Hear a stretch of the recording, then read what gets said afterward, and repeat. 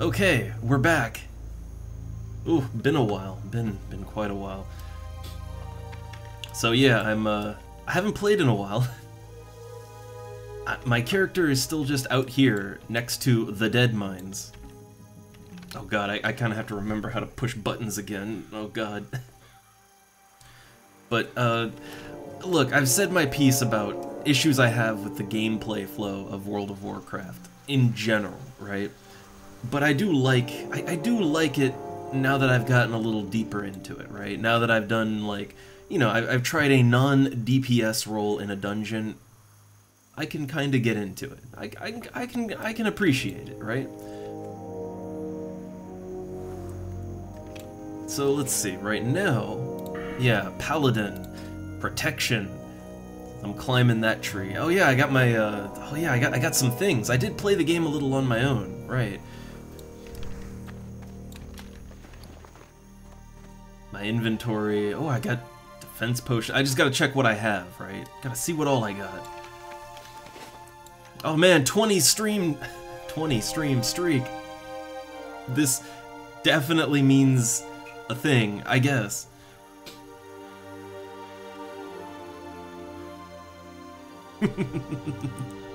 I don't know what anything means. Ugh. But alright, I'm level 21. I wonder, can I know there's another dungeon coming up, but I don't think we're high enough level for that. So, right, here's the thing, I've said it before, but I'm the kind of guy that likes a good grind, and I'm not a fan of endless questing.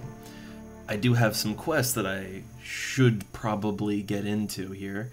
Oh, oh, look at this, I got a quest to go to the, I think this dungeon is way higher level than me. Nomerigan, the lost city of the gnomes. Yeah, look, got the Nomerigan reclamation facility. Ooh, I think that is way higher level than me. Like, I don't even know how or why I have that quest, but I do. Alright, I got a paladin quest for the Tome of Valor. This one I think is kind of hard. So yeah, I can't really do that one just yet. The stockades, I can't even queue up for the stockades yet. And then we have the Harvest Golem Mystery. That one I think is just a talkie quest. I have to go to somewhere.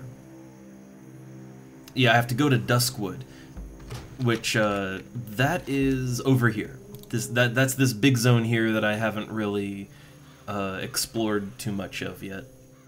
But I think Duskwood is, like, the city, I think it's, like, over here somewhere. You can kind of see it on the map, right? Yeah, like, see on the overall map, you can see, like, yeah, there's a city right there, on the east side of the zone. So that's where I'm at for quests. Oh, hey look, somebody built a tent over here. Oh, isn't that nice? We got tents. EXP! So what do we got here? We got a paladin, we got a priest, got a hunter. I assume they're prepping up for some dungeon running. I assume. So here's the question: what do we want to do with our time? Oh, hey, look, a little gnome mage, a little green-haired gnome mage.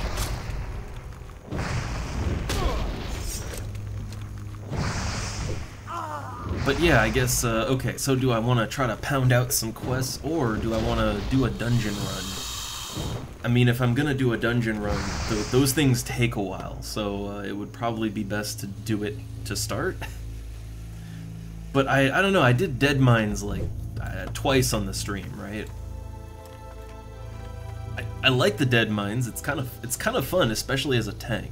Right? Like as a tank, it's actually a fairly fun experience because you can just die so easily. Or even as a healer. Like tank or healer, it's pretty fun.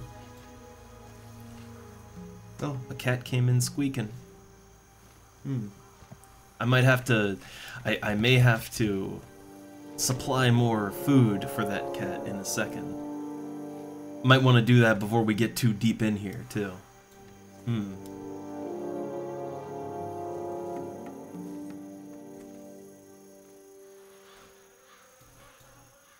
I'm not sure, though, so I think, I don't know, I'll go ahead and prep more food for the cat now. So give me,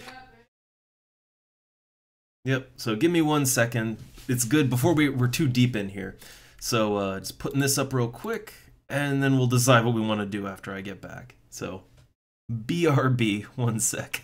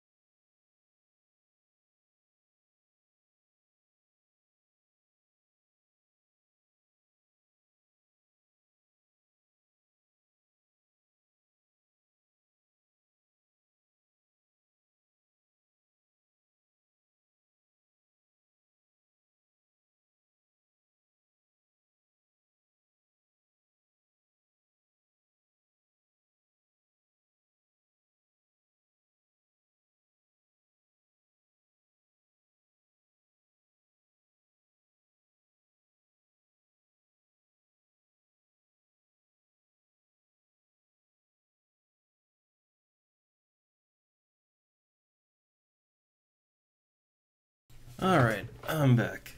Cat's taken care of. It's best to get them all satisfied before things actually get started here. So, alright. Right, I'm not exactly sure what I want to do here right now. You know what, like, I've been running that dungeon a lot, so let's do something else. Let's proceed with the Harvest Golem mystery. Also, I notice I have unread mail, so I should get to a mailbox and check that out.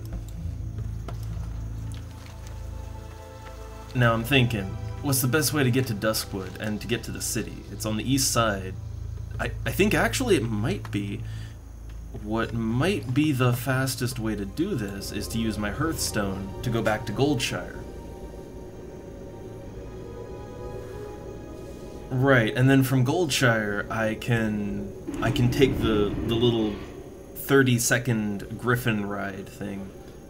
I can take that over to Duskwood, or close to it anyway. I can make it to the zone border at least.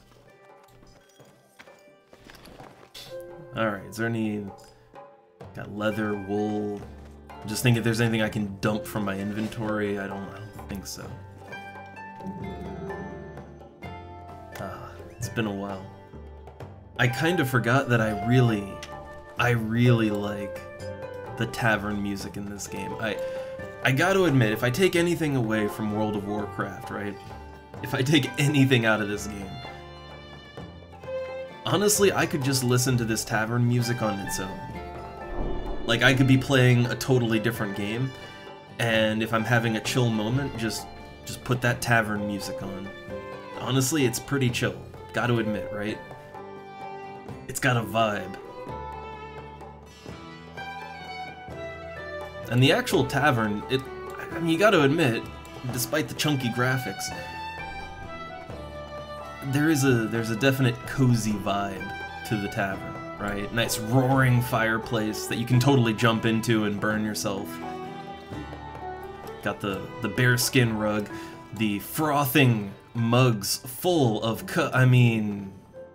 beer, I guess, or curdled cheese. I don't know about that, but yeah, like, it's cozy, right? Very cozy.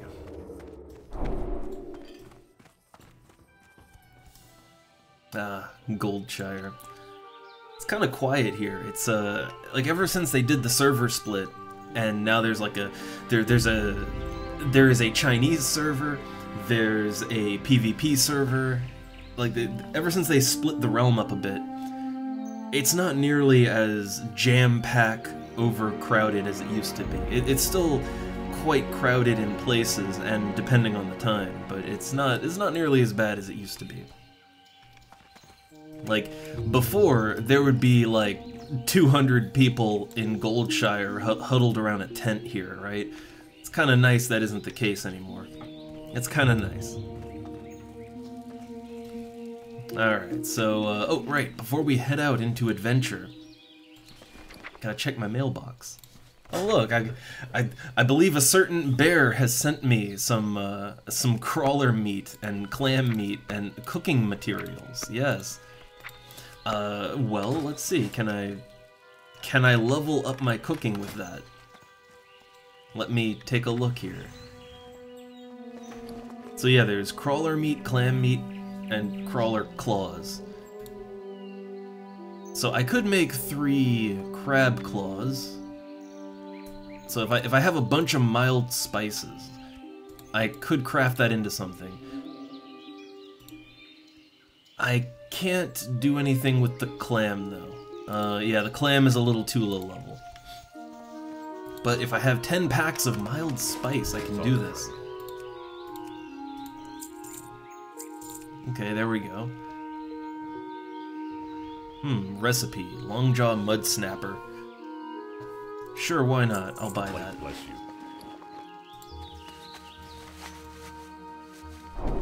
Yet we'll never know who that mysterious bear could be. We'll never know. Alright, so now I need cooking. I need a fire source of some kind. This'll do. I think this'll do. Alright, make me some crab cakes. God, now I want actual crab cakes. God damn.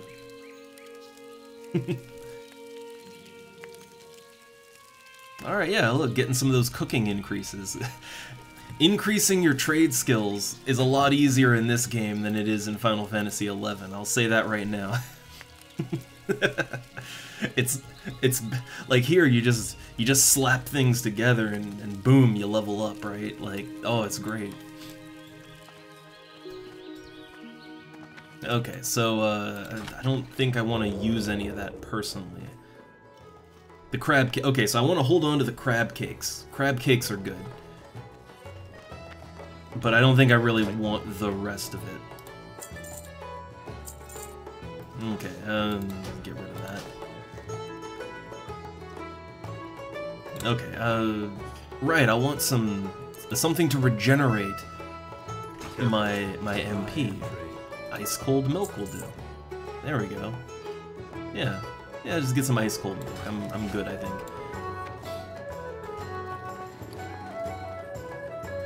Oh yeah, I'm kind of remembering. So because I like the sort of fantasy life-skilling stuff in these games.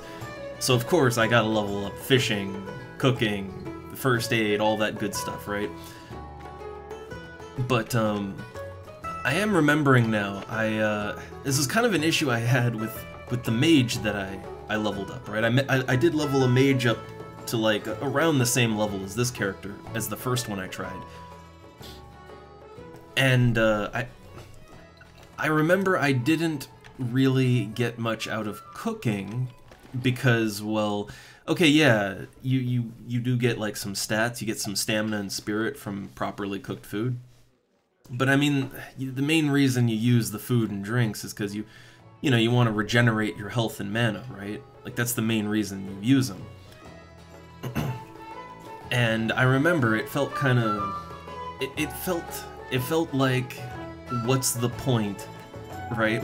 What is the point of learning how to properly cook food if you're a wizard and you can just magic up a plate of food and some drinks, right? Like, what's the point of cooking then?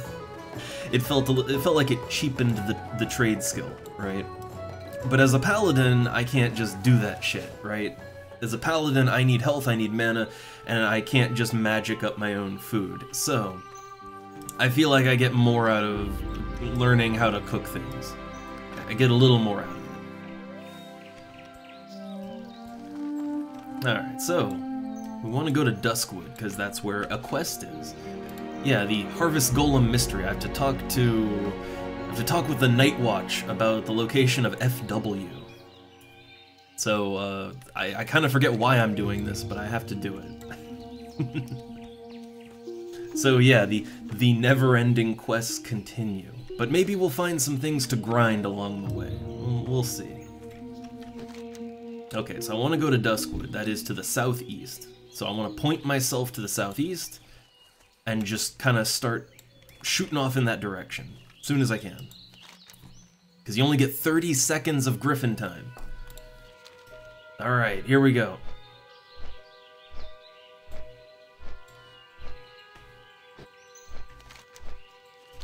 Okay. So I think Duskwood is on the east end of the zone, I think. Again, you don't, ooh. We're in a dangerous place, I think. But yeah, okay, so once we cross this river, we're in Duskwood. Yeah, here we go. And things immediately get all dark and moody. Oh. Okay, and we're on our own. Okay, so we want to get to that road. I kind of like, look at this. All I did was cross a river, and now all of a sudden it's all dark and gloomy and misty, and it's literally just on the other side of, like, if I step foot into that river, everything will be all bright and green and cheery again.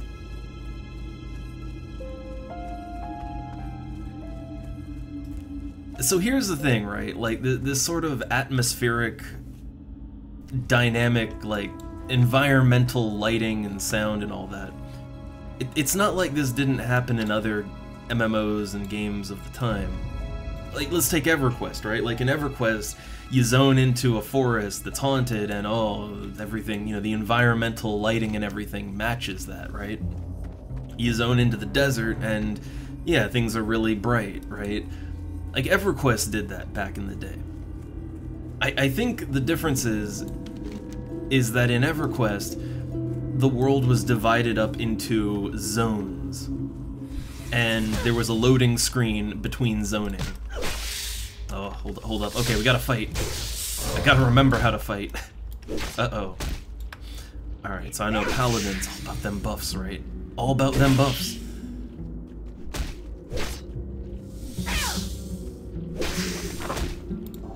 So I'll put that one on. I think this one is, yeah, it reduces the damage I take, and it hits whoever hits me with holy damage. So that sounds good. Sounds good to me.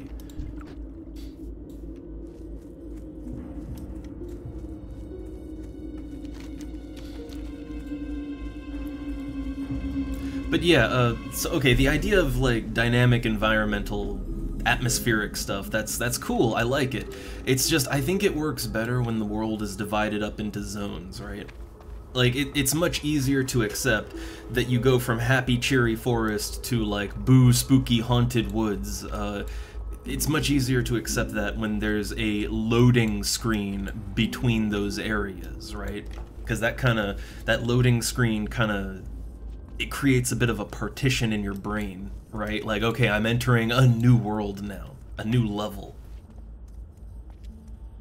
Yeah, World of Warcraft doesn't have that, so like it's a good thing. Like, it's really technically impressive, right? But because there's no loading screens, it's just one persistent world. It makes it a little weird when you're transitioning areas and it's literally just a matter of, like, walking forward 2 steps and the world changes around you. That's a little weird. Okay, so I think we're in Halloween Village right now. Darkshire. It looks neat. This looks like a place that definitely needs a paladin. That's what I'll say. Right? I think I'm in the right place. Okay. So, reporting. Harvest Golem Mystery. Okay, FW. No one by those initials. I have a hunch who it could be. Alright. So what mystery am I on? Okay, a few months ago, a mysterious blind man moved into an abandoned shack south of Darkshire. A goblin accompanied him, helping him with everyday tasks, in exchange for mentorship. He was a renowned engineer of some kind. Strange couple, that's for sure, though they professed to only be seeking shelter. With all our concerns across Duskwood, I was only able to spare a single watcher to surveil their dealings. What little I've heard has done nothing to quell my suspicions. If you venture there and find out what you can, okay. Alright. And ooh, I'll get goodies for doing this. Ooh, I can get some real nice shoulder... Those are actually really nice shoulder pads, I think. Well, let's see, there's the Eye of Farad, which gives 3 int shadow resistance. Increases damage and healing done by magical spells and effects up to 4. That's actually pretty nice. Like, that is, like, that is something I'd want as a paladin. But these shoulder pads, right? Like, hold up. So these shoulder pads are... Yeah, they're 149 armor, 8 strength, and 4 stamina. Yeah, like, it's way more. It's way more armor. Like, it's better, right? Like, okay, the stamina's not as good. Yeah, the stamina's not as good, but only by a point. But it also just gives you 8 strength, which is pretty incredible, actually. Safe travels. Yeah, I guess I want that, so, Hello. Okay, let's take this quest. And I guess what other quests do we have here? Kill 8 skeletal warriors and 6 skeletal mages. Like, for a quest like this, it's like, man, you don't even gotta look at what the text is, right? This is ye old MMO kill quest. Gotcha. Have a good one. I understand quests like this. Alright, so there's a shack south of Darkshire. Is it that one? Is it that one? Is it that shack on the map? Well, let's go find out. But, I don't know, like, real quick, since this is kind of my first time really perusing this area at any length, I do like the aesthetic here, right? Like, it's, yeah, it's got a nice haunted woods feel to it. Feels like it should be an undead zone. But, I see that exclamation mark over there. I see it. It begins. You need something? Oh, that's a lot of quests. Raven Hill. Something's amiss at Raven Hill.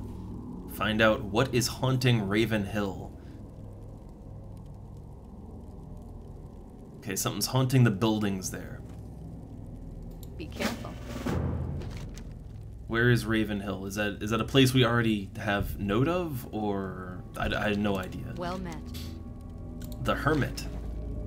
Okay, an old man who came into town to buy supplies rather frequently. Haven't seen him. So we have to go to the Raven Hill Cemetery.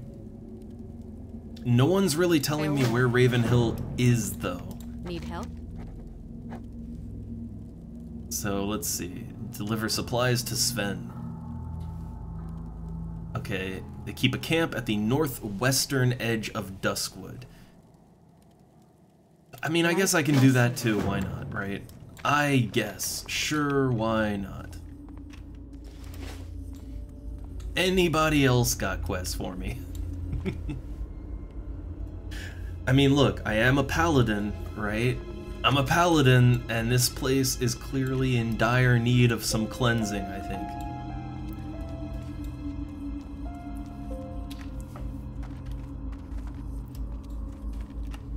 Alright, so, well, we know that there's a place... So first off, I hope I'm not, like, already past the Raven Hill Cemetery. Like, I don't know what's over here. I don't think that's the cemetery, though. Is this the cemetery? That looks like a cemetery. Is that it? Are there multiple cemeteries here? I like how that's just kind of swaying. I like that. I can appreciate small little details. Even in a game like this, I can appreciate small aesthetic environmental details. I like those. So is this the cemetery, or... No, this is just some random cemetery, not the cemetery I'm looking for. Okay. Is this the house that I'm supposed to be looking for? I know I'm looking for a shack south of Darkshire, but there's a lot of shacks south of Darkshire. I don't think this is it. I don't think that's it. Is that the shack? Look, there's a ton of shacks out here. Okay, I gotta check them all, I guess.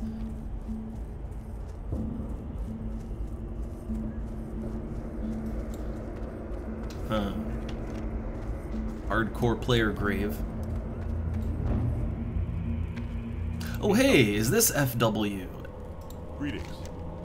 Yeah, did you produce the animation runes for the Defias? Oh, I knew they would find me.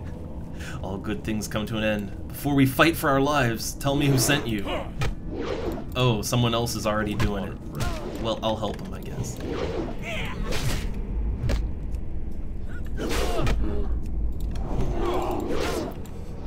I guess I'll help here.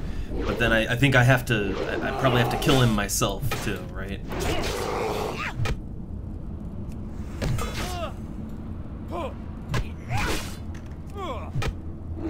I love that there's other people just here on the same quest at the same time. Always fun.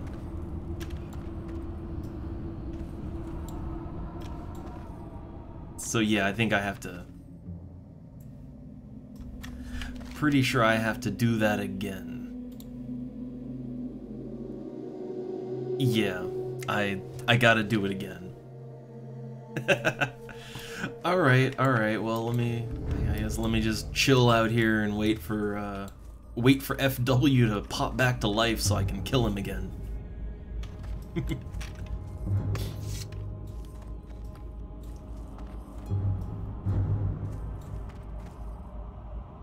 Yeah, I guess I'll just soak in the ambiance while I wait.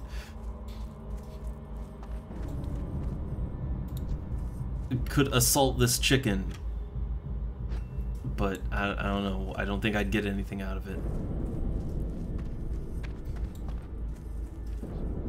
Oh man, now I have to. Yeah. Oh, how long am I gonna have to wait for this guy to respawn? How long?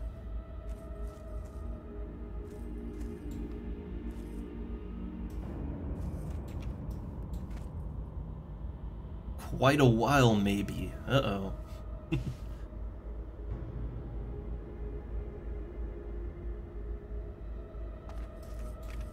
Oh, let's see. So, I wonder where...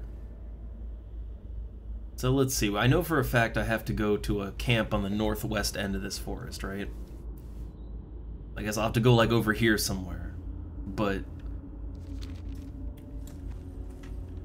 Is Raven Hill gonna be further along? I don't know. I just know I'm looking for a cemetery, too. Okay, the dude's corpse despawned. That usually means they're gonna respawn soon. Oh hey, Stitches yells, "Darkshire, I hunger!" I think that's an enemy that spawns out here somewhere.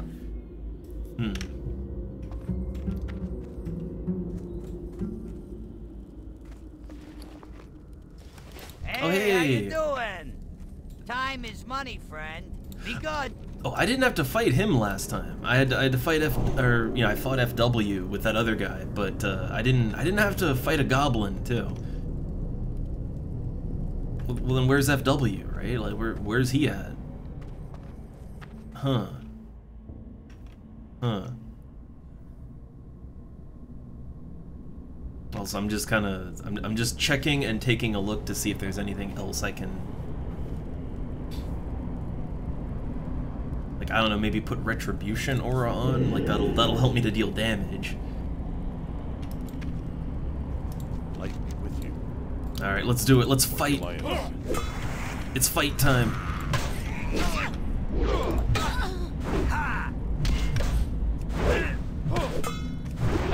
Paladin fight. Oh, this guy's level 25. Oh man, he's quite a bit higher than me. Am I ready for this? I'm not sure. I may not be ready for this one. Uh-oh.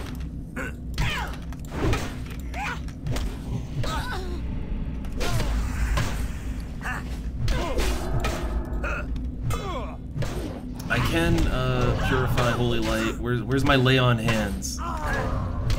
I can lay the hands on. There we go. Okay, lay on hands and then channel my energies. Okay, so now we're in business.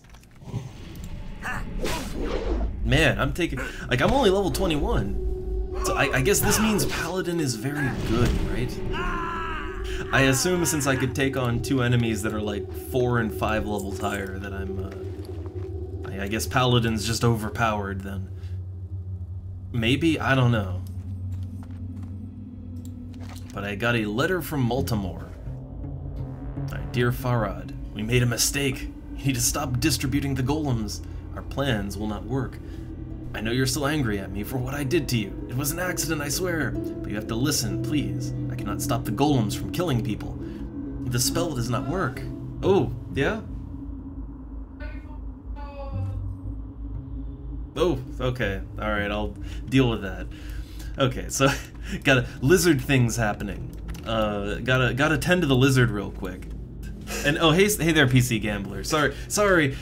Some stuff with Pet Lizard here popped up, so I gotta deal with that real quick. And then back to the whatever mystery I stumbled on. So give me a sec. Putting up the old AFK flag. I'll be back in a few minutes. Sorry. So BRB.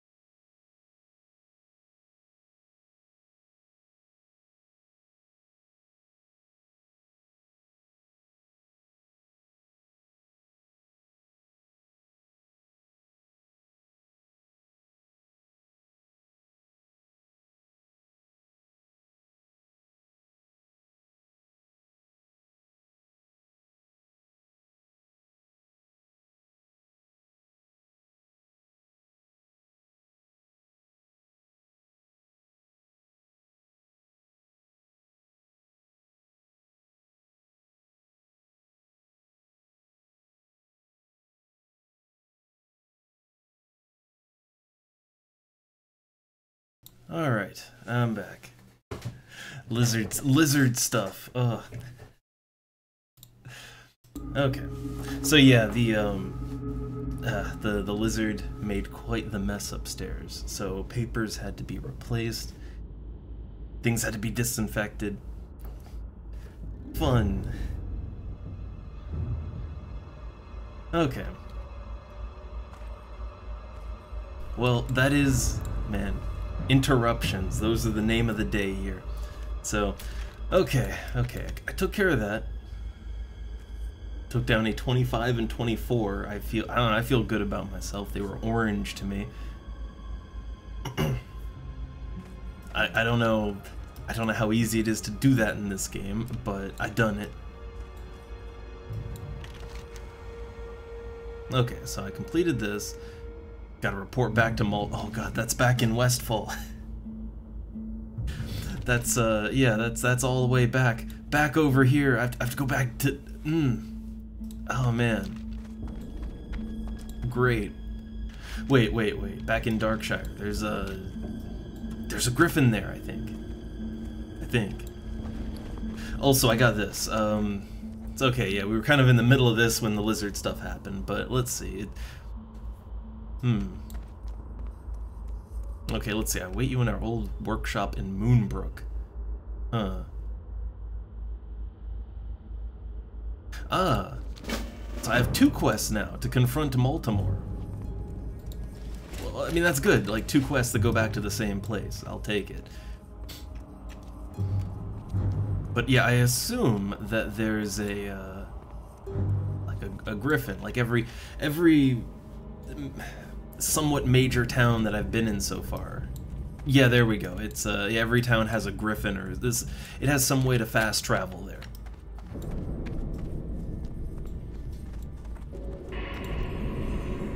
Okay. So I can go back to Westfall from here, like all the way here. Prices are fairly cheap too, even to go long distance. It's fairly cheap to get around. But I got those quests, right? Like, yeah, look, I got these quests to go to Raven Hill and then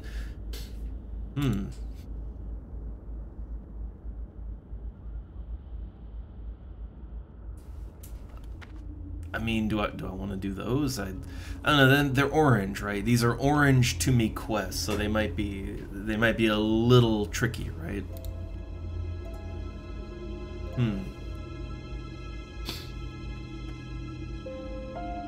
Huh.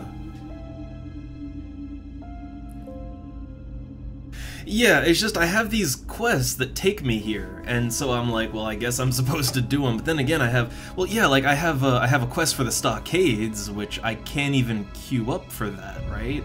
Or Nomerigan, I can't queue up for that either. So like, I assume some of this is way out of my league. Okay, I wasn't sure. I did have another character that I like. I have like a mage that's around the same level. I started that one up like last year, right? I haven't played it in a while. That was my first attempt at TurtleWoW. But I wasn't really quite happy with the mage. No, it wasn't quite what I wanted. Paladin is giving me more of what I wanted. But yeah, it's like I don't know, I feel weak most of the time, but then again, I guess I can yeah, I guess if I can solo 2 enemies that are so much higher level than me, then I guess I'm doing okay, right? Yeah, Red Ridge, I guess that would be better. It's just I don't know, if I have quests I can complete, I'd like to. And that one's for the northwestern edge of Duskwood. It actually might be easier to go to Westfall and then go east, right? That might actually be easier to complete that one. But that, and then I have the Harvest Golem mystery, which takes me back to Westfall. So I guess I'll complete that. I get good items for it too. What can I do for you? So yeah, let's head back to Westfall for right now. Also, I kind of want to do another dungeon run. So here's the thing, right? Like, as someone who, you know, I grew up with like EverQuest, right? And And then I really like Final Fantasy 11, and like I'm a guy that likes to grind, right? Give me a giant crab to kill 5,000 times. But you know, like for me, I kind of like running dungeons in this game because the dungeons they have good loot. Like they have really good loot. I always come out with quite a bit of wealth or items that I might want, right? And the EXP is pretty good too, so I kind of like grinding dungeons in this. That's another reason I went Paladin, is because, you know, I can queue up as whatever, right? I can queue up as whatever is gonna get me in a group.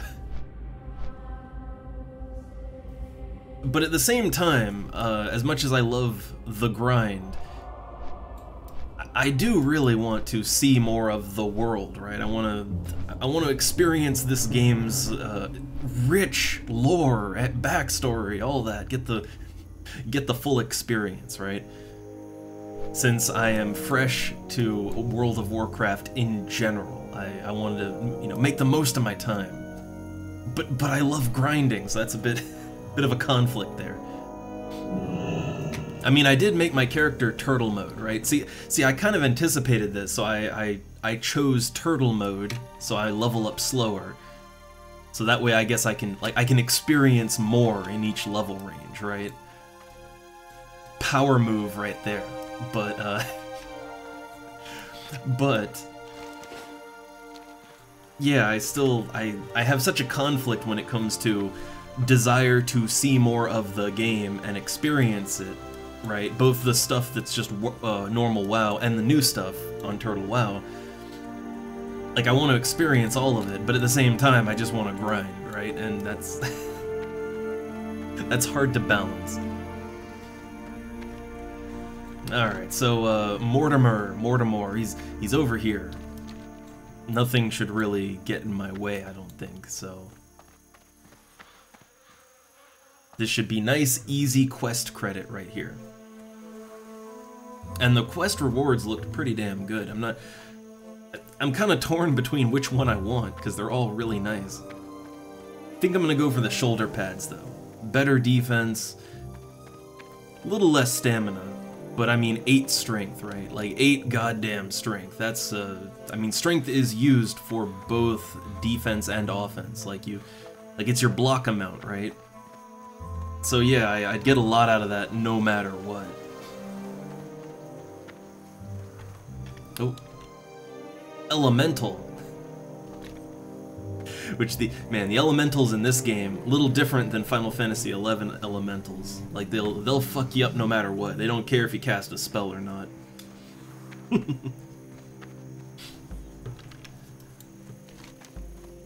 Nope, going a little too far north. I think that's the house right there.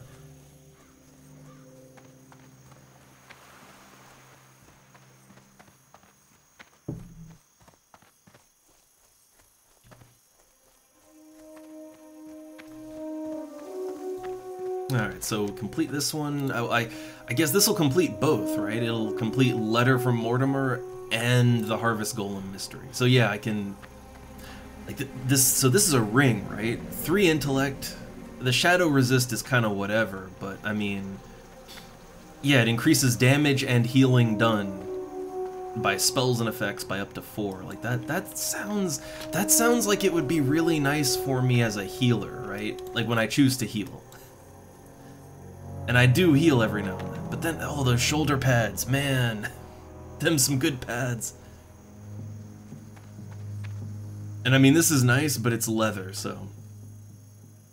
So it's either the Eye of Farad or the shoulder pads, and that is a tough call to make, gotta be honest. Greetings. Alright, so let's see. I guess I want God, that's a hard choice, but I mean, I already have a really nice intellect ring, right? I already got that. But I mean, I could always go for another one. Could always go for another one. I don't know. I think the shoulder pads are probably better overall. Better defense, strength, stamina, like they're good overall. So Be careful. that was a big chunk of EXP. Real big chunk. So hold up, no, I don't want to do that. I want to. So yeah, right now I'm using the rough bronze shoulder pads. This is better. Quite a bit better. Very large, bulky shoulder pads. Yeah, so this one, all around worse, so disenchant time. Break that shit down. Which, as far as crafts go, I'm still not sure exactly, like, I don't know, I'm enchanting and skinning is just because, well, I kill things a lot, so, you know, get extra loot, right? But, I don't know, like, I am kind of thinking, if I just spam dungeons for both disenchant materials and also for money and loot and all that, I mean, that's how you make your money, and then, I don't know, I could just have 2 trades, right? And alchemy, I mean, I don't know, making my own potions sounds pretty sweet. Then again, I mean, my mage my mage makes potions, but I haven't played my mage in forever, so I don't know. Eh, we'll see. We'll see how it goes. You need something? Alright, and then I got this letter. Oh no, look, he was lying the whole time. He made the golems. Okay, with the help of Farad and some goblin machinery.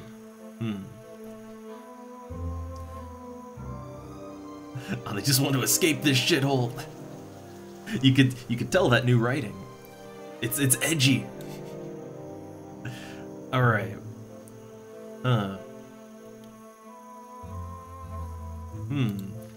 Alright, so let's see. I mean, yeah, there's killer golems everywhere. So when everyone's fields were protected by golems, we'd activate their true nature. They'd become murderous machines. Okay, blame it on some vile warlock or anyone else. Okay, and they'd be the only ones who could fix them for a very high price.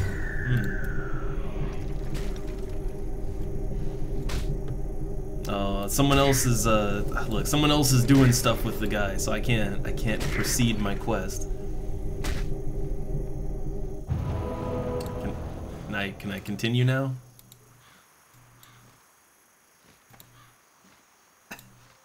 Okay, I guess I have to restart him. Hey there. See, this is the problem, because, like, other people doing quests, like... Okay, yeah, so things didn't go right, everything went wrong, monsters everywhere. I mean, we see how that worked out, right? We see it. Have a good one. Okay, that was an extra 1,000. So that completes the, that completes the whole harvest golem mystery, right? That completes that arc. So that was a very, very long quest chain, and it's all new, too. Can I help you? See you later.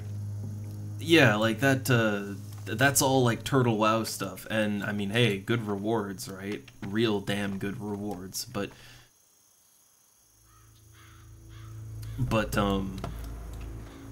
God, that was a lot of quests. Too many. Okay, oh, I got deliveries to Sven. So yeah, so this quest, it wants you to go to the northwest corner of Duskwood.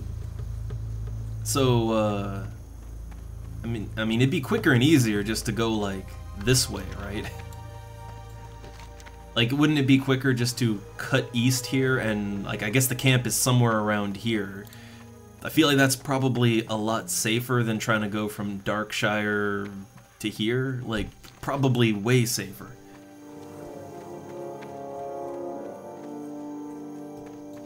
Yeah, that's something I kind of have to get used to that still, because I'm very used to games like, yeah, like EverQuest or FF11, where the world is divided up into zones with very specific entrances and exits, right? But in this game, like, the world is just open, so I mean, technically, you can just, like you don't have to go down to this bridge or whatever to zone into Duskwood. You can just go there wherever, as long as you have a way to enter physically. And I guess technically the same is true for, like I guess if you wanted to, like, if you wanted to get from, like, I don't know, here to, like, there, I guess you could just hop out into the ocean and just like swim up along the coastline, right? Like I guess you could just do that. That is something that is very, very hard to wrap your head around when you're used to games that are divided by zones, you know? Like it's harder to it's way harder to wrap your head around than it should be, and it's because so many video games have just conditioned me to think about the game world as a series of zones or levels or maps, right? With very specific ways that you have to go about progressing in them. That's just sort of what games are normally. So yeah, getting used to the very open world is tricky. I mean, it's funny because like the first MMO I played, Ultima, I mean, you know, that's open like this too. It's just that wasn't the standard, and it's still not even really the standard. You know, zones are still the standard way games are put together. I guess there was also EverQuest Online Adventures on the PlayStation 2. That was open like this, but again, very non-standard. Okay, so yeah, all right, just cross over here and let's see what we got. I see a building there. Is that the camp? Oh. Okay, so I'm in Darkshire. There's the Hushed Bank. Is that where I'm going?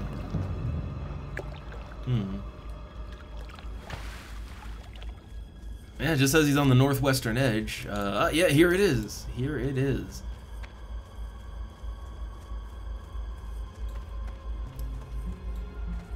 Oh, hey. Still alive. Oh, that's a hardcore player then. Huh. And yeah, like I mean the griffins in this are pretty neat. They're very impressive. I don't know, I don't necessarily need like a fast travel like that, but it is nice. Though here's the thing, right? I didn't play World of Warcraft, right? This is my first real foray into World of Warcraft. What I did play around 2005 was EverQuest 2. Yeah, I played. So look, here's the thing, right? EverQuest 2 came out like it was like what, like a month before World of Warcraft. I was an EverQuest kid, so I went to EverQuest 2, right? And funny enough, EverQuest 2 also has griffins. Funny enough. Like in EverQuest 2, there's watchtowers spread around the maps, and yeah, you ride griffins between them. It's very similar to World of Warcraft. But I guess you can't really say that they copied World of Warcraft because, you know, the game came out like before World of Warcraft, right? So they didn't copy it. I don't think anybody copied anyone, but it's kind of weird that both games decided to make griffins the sort of fast travel option of choice. It's kind of weird. Well met. But I remember my first time riding a super stiff-ass griffin in EverQuest 2. I'm gonna be honest, the griffins here, I think they animate better. Which is, like, that is really weird to say, because EverQuest 2, if you look at a screenshot of EverQuest 2, and then look at a screenshot of World of Warcraft, and it's like... Like, EverQuest 2 is a very graphically impressive game for the time, right?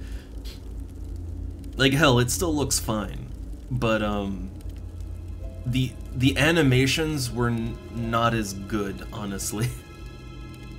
So, like, when you would ride a griffin in EverQuest 2, it was, like the body and head of the griffin just, they were, like, stiff, they wouldn't move, and just the wings flapped, right? So, like, it felt like you were on a carnival ride. Like, you know, like one of those, like, merry-go-rounds with the horses on the poles, right? Like, it felt like you were riding one of those. It's kind of funny how the technically superior game had worse animations. Yeah, it was a mechanical griffin. It was like, but it was so goddamn stiff. That's what it felt like. It didn't like riding a griffin here. Despite this game's graphics, like it has more fluid animations. It feels like you're riding a living thing, right? In general, EverQuest 2, despite its technical prowess, the actual animations tended to be on the cheap side, right? Like the texture work and the animations were kind of done on the cheap, so it had like really robust 3D models, and then they just moved really clunkily. It kind of came off worse, honestly. Alright, so here we go. Gotta deliver some supplies. Yay, 8 silver. So there's a bunch of quests I could take here, right? Sven's Revenge. I mean, I'll take these quests, but I'll pocket them for now. How are you? Yeah, I'll just hold on to these for now. I guess I'll get some levels before I try to do these, or I don't know. I mean, maybe the yellow quests, like maybe Ravenhill and Wolves at Our Heels. Maybe I can do those now because they're not too high level. At least not in the journal they aren't. So maybe those are doable. Also, I like the... Oh, look, you've got little eyes up there. I like the look of the trees and everything here. Very, I don't know, again, you compare this to something like, you know, Kithakor Woods in EverQuest, and man, this... Despite these also just being 2D graphics on the trees and stuff, it's just done so much better.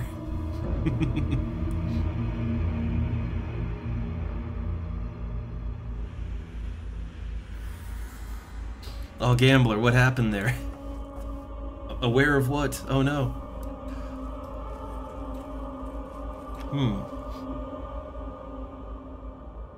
Ooh, interesting. I don't know. I don't know.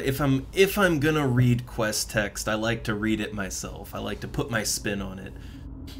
But I got to admit, a lot of the quests in this game, like, here's the thing, if I'm interested by what the quest has to offer, then I'll read it, but otherwise, a lot of these quests just sort of come off to me as very standard MMO quests, if you know what I mean. Like, everyone who's played an MMO, you know about MMO quests, and you basically just, your eyes glaze over, and you're just mashing buttons to get quests, to go kill 20x, and then get your reward, right? Like,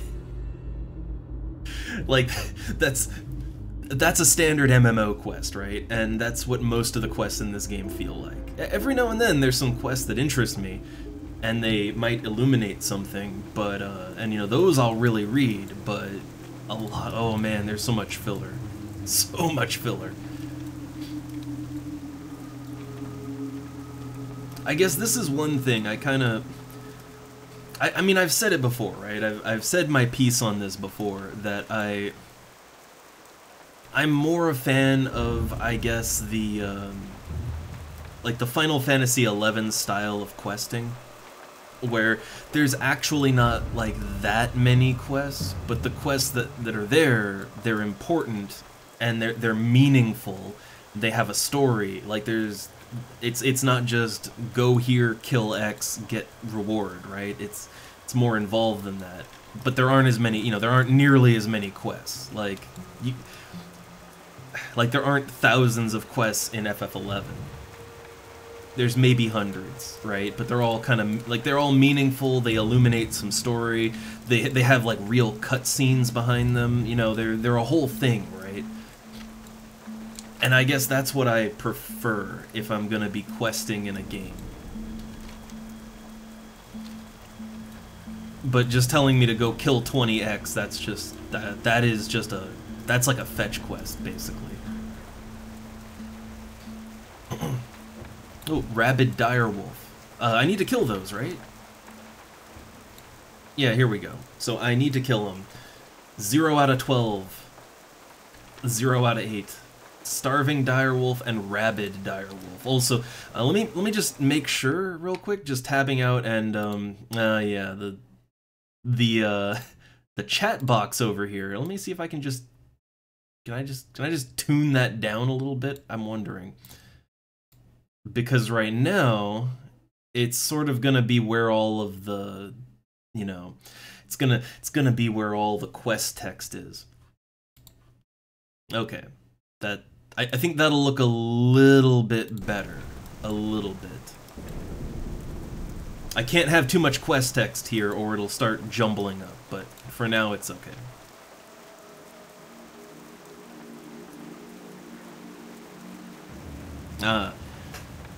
Yeah, I mean, like, a lot of older MMOs that I've played, they sort of did the same thing.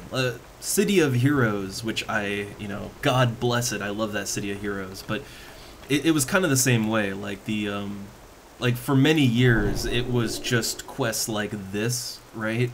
Very standard MMO quests, if you will. But as the years went on, they eventually added, like, real quests with cutscenes and meaningful stories and stuff like that. They eventually added all that stuff. Took them a long time, but they got there. So yeah, I guess I prefer quests to have some kind of, like, meaning, some impact. I'm not saying that, like, every quest has to be this big elaborate story, but it should at least feel like it has some meaning to it, right?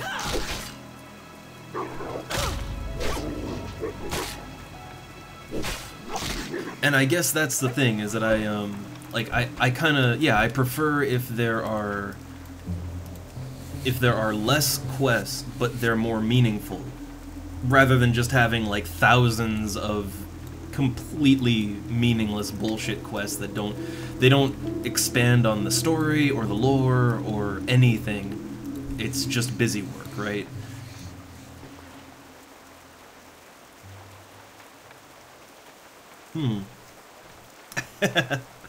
I mean, I don't stream, I only stream in EU evenings.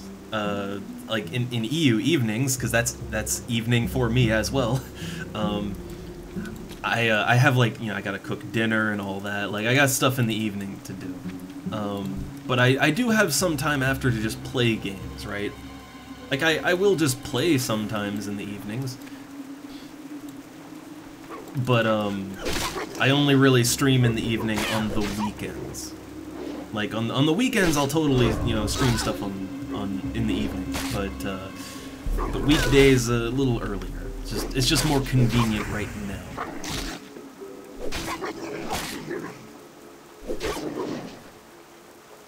But I will say, my enjoyment of this game, because of how I feel like I might be very weird in how I enjoy games, you know? Because I like my quests to be, like, meaningful and impactful, right? I like quests to have meaning, but at the same time, I love grinding. You know, I love grinding and just sort of loot farming, what most people would consider boring activities, right? I like both, that's the thing. You know, for progression, I like to just, yeah, I like to grind, but if I'm not just trying to level up or whatever, then I like good meaningful quests to sort of, I guess the way to look at it is, the meaningful quests, they break up the monotony of grinding. But I like both, right? I like both, but you need to have both elements because they complement each other, as far as I'm concerned. Like, after a good, long, hard day's grind, I can unwind with a nice, colorful quest with an interesting story and characters, right? Like, that's a way to look at it.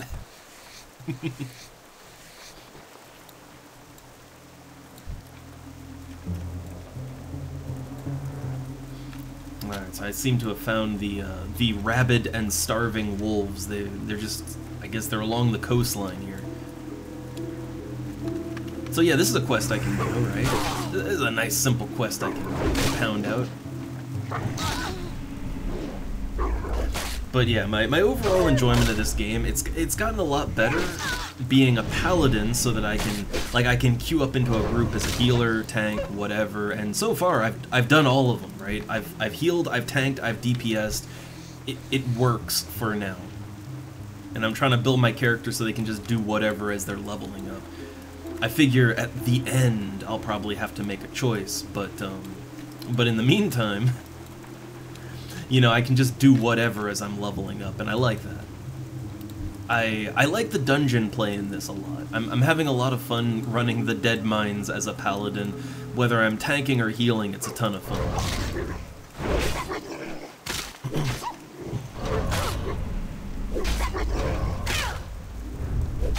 Okay, I figure not all quests are equal. The ones in Elwyn and Westfall, like they felt like just busy work for the most part. They felt like busy work.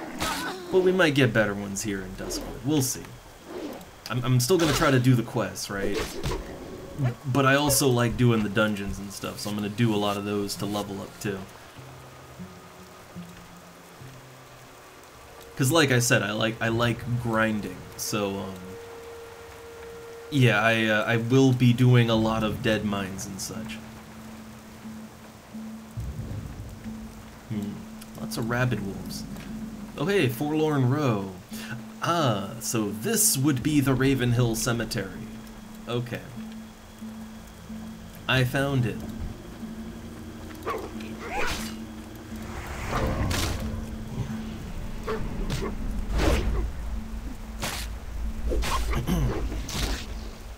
But yeah, I was having a really hard time getting into this game at all until I started healing and tanking the dead mines. Then it all just sort of came together and clicked for me, you know?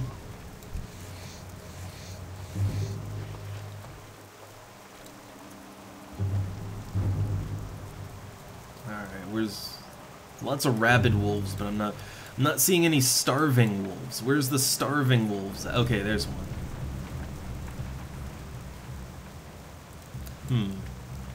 So, I need more starving than rabid wolves. But it seems like the rabid wolves are super common, and then the starving ones are... I don't know, maybe I'm looking in the wrong place. But they seem rarer. Just outright rare.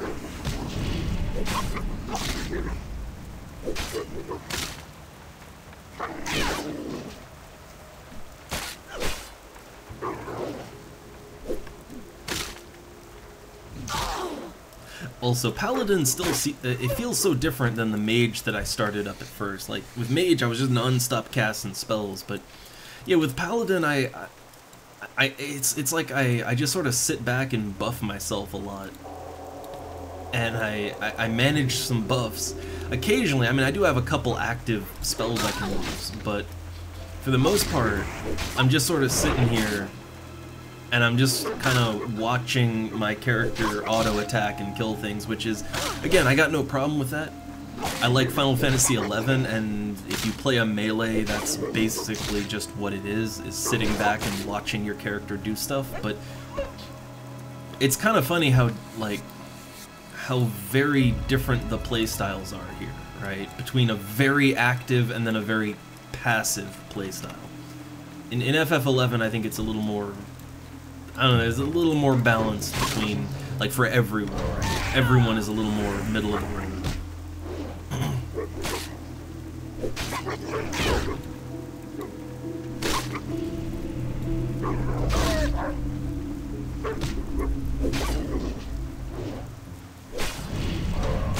But I don't know, I'm slowly getting into this game here as another MMO that I am coming to really enjoy. You know, late to the party, but I'm enjoying it.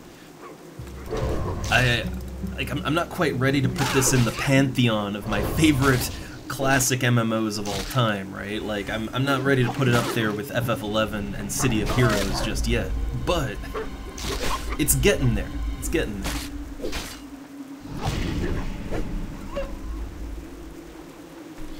I mean, yeah, I've seen that, like, Druid definitely seems to have a lot going on, and I like that. it kind of, what I've seen of Druid, it reminds me a lot of playing a triform, a triform Chaldean in City of Heroes, which, by that I mean, like, in City of Heroes, like, the alien class can transform, and you got your tank form, and your blasty, damage-dealing form, and then the human form kind of just has some support and control and healing and all that, and it's like, it kind of sounds, like Druid here is a little bit like that. Like a transforming multi-role class, and I mean, I'm down for that. The Chaldeans in City of Heroes are some of my favorite type of characters to play. Oh, did they just yoink my wolf? They just yoinked my wolf. Hmm.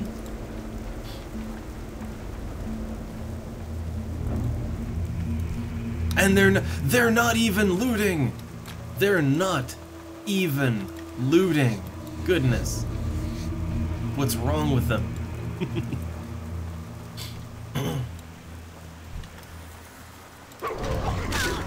Like, why you do that, right? Just grabbing all the wolves up and not even bothering.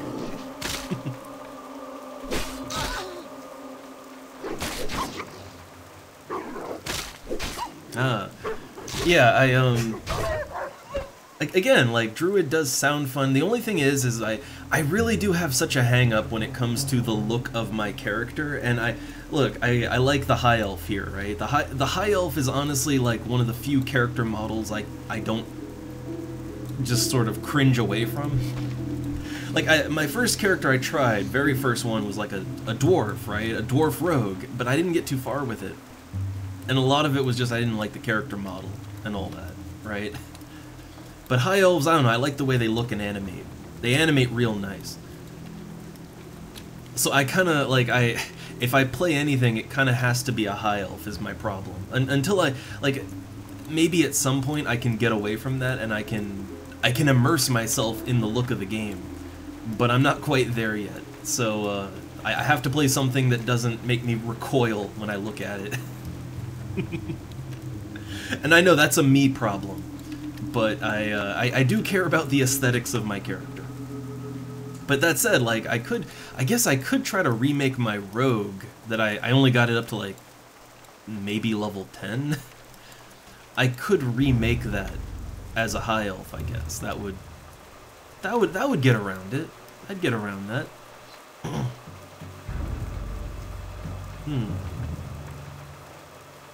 Ooh. I've heard a little bit about some kind of HD patch, but isn't there some issues with it? Like some things don't render quite right?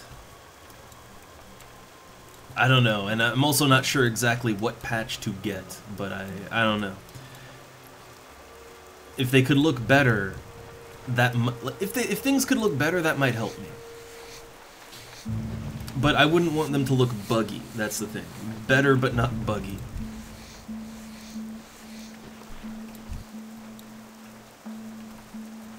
Like, one of the things I like about this this server is that the game runs really smooth, right? Like, most private servers for most games that I've played, they got problems, right? Big ones. But it's so smooth here. Okay. I'll have to look into it again, because, yeah, if the character models looked a little nicer, then I could probably get into some... Like, I mean, actually, one that I would really like to try is a warlock. But, you know, I don't know, I have to go, like, human or something, and God, humans look so weird in this game. They just look strange and low detail to me. So yeah, if I could have something to kind of soften the blow on the aesthetics, that would open my possibilities.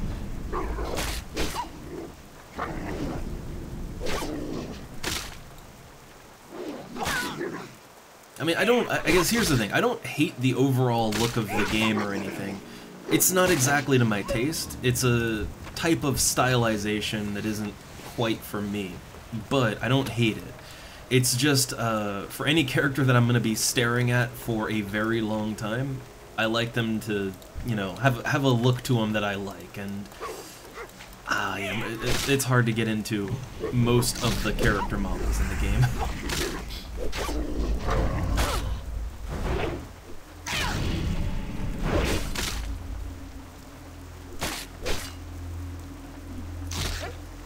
But I don't know. For right now, I'm pretty happy with my high elf paladin here. I am fairly happy with it. Like overall, I'm enjoying the gameplay. I like that I can, you know, I have a lot of freedom on my role in a party. I really love that I can just equip whatever, right? I like that you can equip basically any type of armor and a lot of weapons. I like that. I really like it. Gives you lots of style options.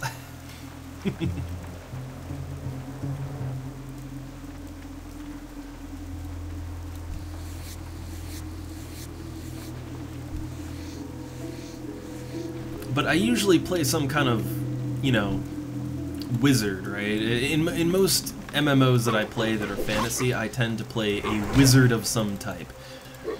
But mage in this game wasn't quite... I don't know, I'm not even sure what it is, but mage wasn't quite doing it for me, you know?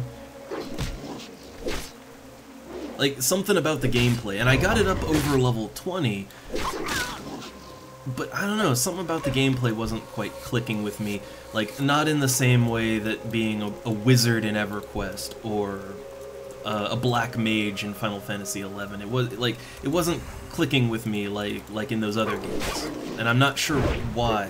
I'm not sure what's missing here exactly. I usually love playing a sadistic wizard that blows things up, right? I usually love playing that, but I don't know, I wasn't quite getting that vibe here. Or some kind of summoning magician, right? Like magician in EverQuest, or summoner in Final Fantasy, right? Which I guess that would be more warlock, right? That would fall more under warlock here. Wait, what's this? What was that ping on my screen? Abercrombie. I guess I should check that out.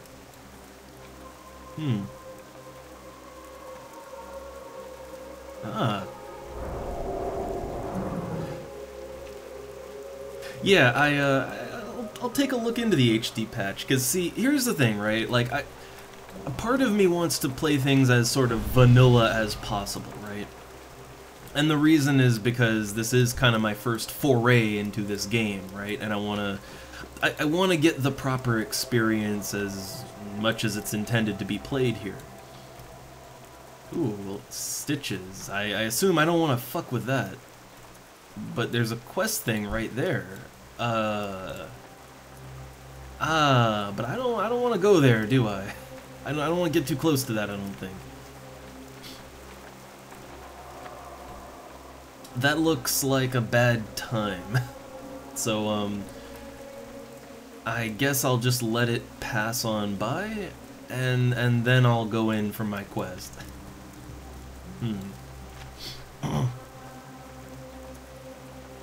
Okay, yeah, so he's on his way to Darkshire. Alright. He's got a long way to go then.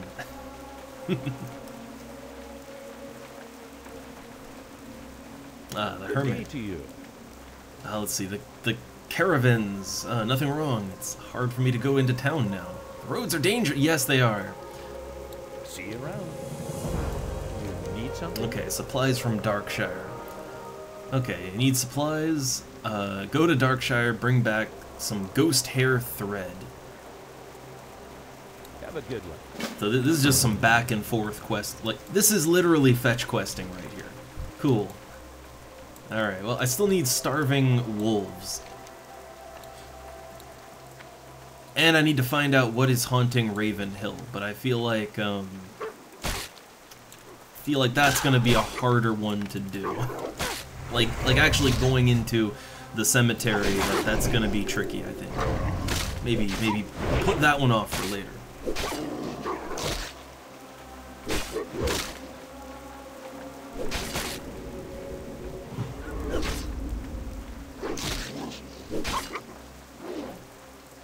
But, okay, so, yeah, when it comes to the HD patches and stuff, I guess I wanted the most vanilla experience possible to start, just get into it, you know, like, this is the game, let's play the game as it's kind of intended.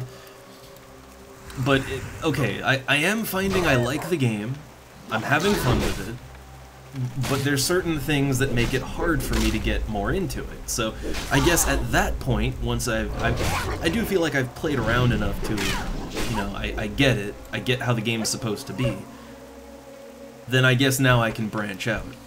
I can start looking into modifying the experience a little bit, I guess. It was the same when I played, like, FF11. I didn't use any add-ons or plugins for a real long time, until I was really super comfy with it. And then I started playing around, right?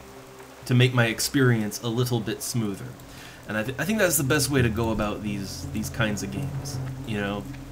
Get the raw experience, you know, till you really get it, and it's gelling, and you know what you like and don't like, and then start changing shit. I feel like if you start changing shit right out of the box, you might, you know, you might get some wrong impressions, right? Or you might not know exactly why you're doing the things you're doing. So I found a little chest piece here. What do we got? Spellbinder robe. Ooh. Doesn't look half bad. So it's 2 intellect, 4 spirit. What am I using for a chest piece right now? Okay, I mean, this is 3 int, 4 spirit, which is way better. I will, however, yeah, for the appearance, I'll just grab that. And then melt this down into magic crack powder. There we go.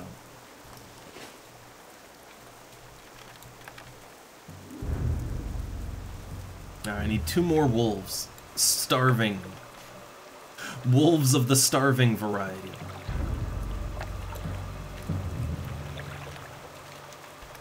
I know there's more closer to the NPCs. Oh, here we go, here we go. Here's the starving ones. I wonder how exactly my character knows that this is a starving wolf, right? Like, how does my character really know the difference between a rabid and starving dire wolf? Like, just at a glance, right?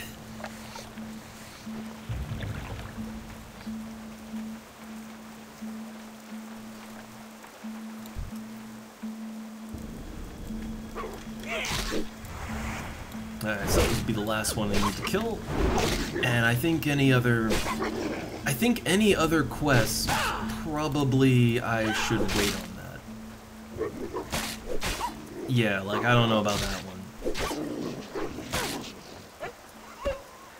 Like, I don't know if I can really do that.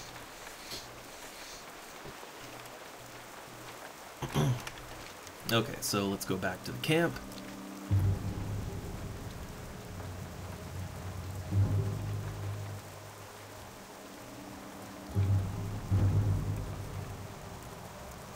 And then I gotta think what I want to do. Ooh, did they loot these? Oh, yes they did. Free leathers. Oh, man, what is with this epidemic of people not looting their kills?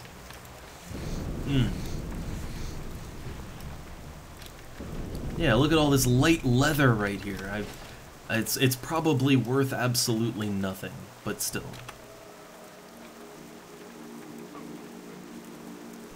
Get aggroed? Yeah, I did. Is it gonna follow me all the way to the camp? Is it gonna do that? Probably. Are the NPCs gonna help? No. Okay.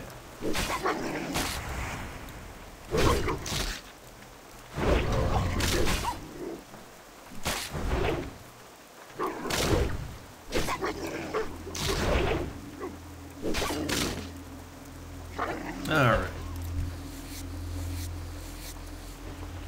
Yay, I'm 150 skinning now. And I have 2 full stacks of light leather. And a little bit of medium leather, too. I think the light leather is pretty worthless. I remember trying to unload some of that on, like, the auction thing, and wouldn't have really made any money on it. Or, like, not enough to make it worth it for me. What can I do for you? Get a flash bundle. Calls down a pillar of fire, burning all enemies within the area of effect for 52 to 68 fire damage. Additional 48 damage over 8 seconds. That sounds good. That sounds pretty good, but, I mean, I don't know. I don't really want to hold on to items that are going to take up space, right? I don't know. I guess I could use it to explore the cemetery, right? Oh, also, I've got rabies.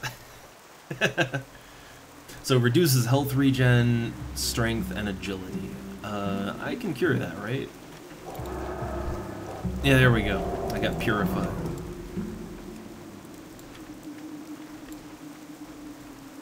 I always forget, yeah, I can cure diseases and poisons. I always forget about that one.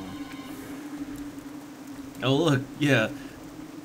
Roused arms. So I guess Stitches is having fun over in Darkshire right now.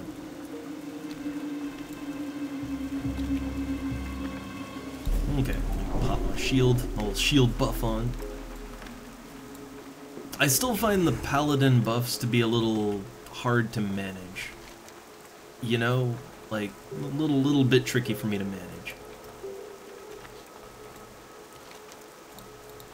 Alright, so Raven Hill, let's find out what's haunting the hill.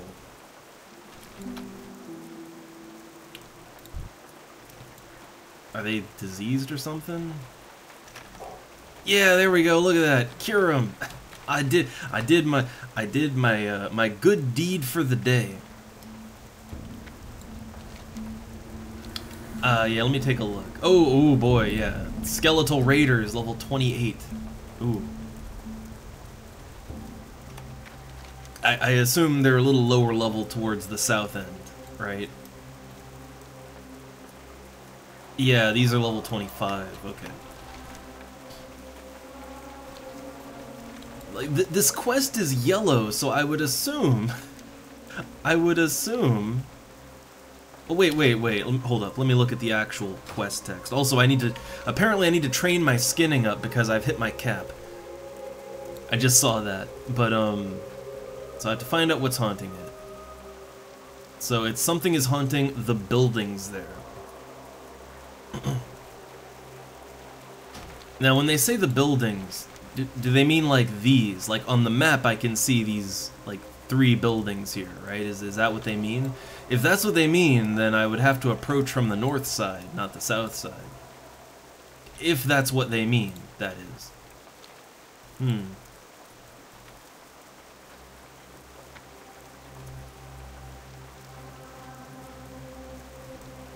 Okay, yeah, these undead are a little more in my range.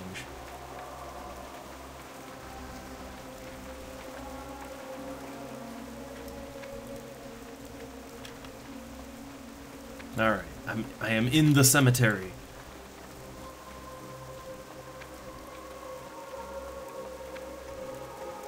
But yeah, like the quest text says.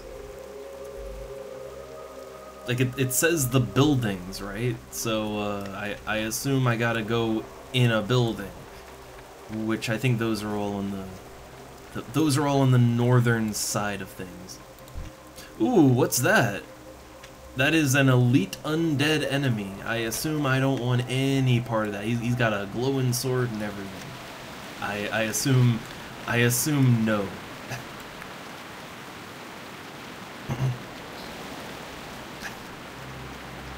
And look, everybody jumps. Everybody jumps. Oh, skeletal fiends. Well, okay, let's see. How tough are they here? How bad is it?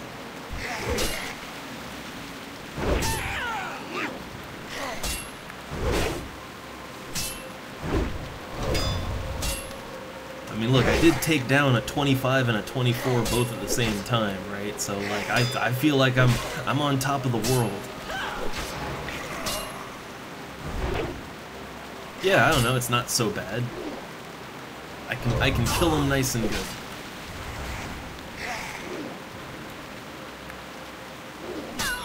I do miss a lot, but really good EXP. Yeah, very, very nice EXP. That's my okay, that's my fast heal. This is my strong heal. Alright, so yeah, I think maybe, despite this being a yellow quest, I think maybe I should back out of this one, I think. Let's try this one at a later date and time.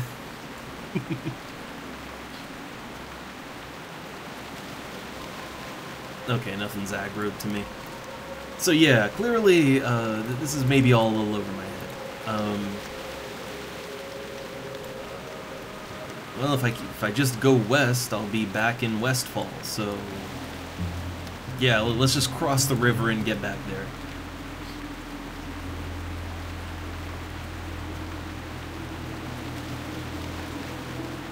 Also, Sito, it's World of Warcraft, everything is angry. It's like Warhammer, everything is angry all the time, because that's the only emotion you're allowed to feel. Now watch this, we go from dark, gloomy woods, and now we're in Westfall. And oh look, now it's nice and sunny and shiny and oh, it's great. Weather. So, okay. I noticed something when I was looking. Skills. So my skinning skill is 150 out of 150. If I want to keep leveling that up, I guess I have to... I guess I need to get trained up. And I assume I'm gonna have to go back to Stormwind for that, right? Like I don't think there's anyone around here or back in Elwyn Forest that could train me on that.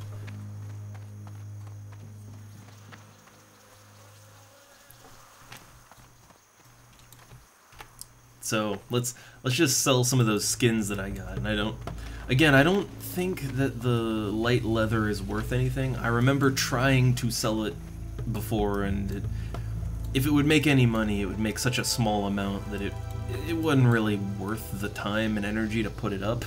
So Hello. yeah, I'm just gonna get rid of that. And I have a lot of trash loot too. Some lean wolf flank. Now that feels like something I could probably cook, right? I mean, my cooking skill's getting up there, so I'm gonna hold on to that. Maybe I can work it into something.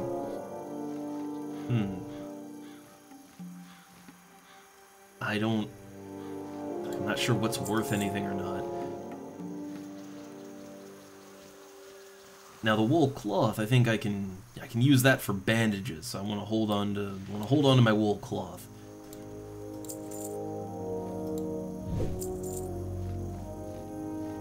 And I don't know. I think the flash bundle I'm probably not gonna use. Just got a loose light leather there. But I'll hold on to the wolf flanks because I think I can cook them. Maybe. Alright, the medium leather, I think I'll hold on to that. But the light leather, I have a lot of it, and I feel like it's not really worth that much. But I can go to Stormwind and see. And this, I don't know, I mean, if I'm gonna do another dungeon run, which I kinda want to, then I suppose I could just use these, right? I could use it. And that would get rid of it too. Alright. See you later. Oh yeah, Open for business. the recipe, that might be worth something too. Well met. I don't know, but it might. You need something? Okay, repair my crap. Be careful. And let's go back to Stormwind and let's play the market a little bit. But otherwise, I think, yeah, I can't really proceed in Duskwood right now. Hey there. So since I can't do that, let's back to Stormwind. And if I'm gonna solo, I guess I'll do that in Red Ridge. But I kind of want to do another Run of the Dead mine since I love it so much. Also, again, I want to point out, like, look, if you actually look at how this griffin flies, say what you will about the actual model of it and everything, but it has very fluid flying animations. Like, it feels very alive. I gotta find, like, I don't know if it's just online, like, some video of someone riding a griffin in EverQuest 2. Because it really does just look like a stiff, mechanical carousel ride or something, right? It does not look alive at all.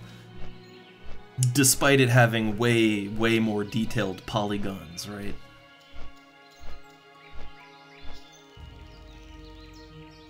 But I think something else to take into account, and this is where EverQuest 2, because like, look, at the time, EverQuest 2 was very much the competitor to WoW. Like, it came out first, and it was always what it was compared against, at least for me. So I'd say, well, this game maybe doesn't have the best, you know, models or anything, right? They're not the most advanced. I will say, where I think this game really excels, what I've seen, is the texture work. Like, if you actually just look at the textures, right? Like, there is a lot of loving detail in the textures on everything in the world. Right? And by that I mean at least they have textures.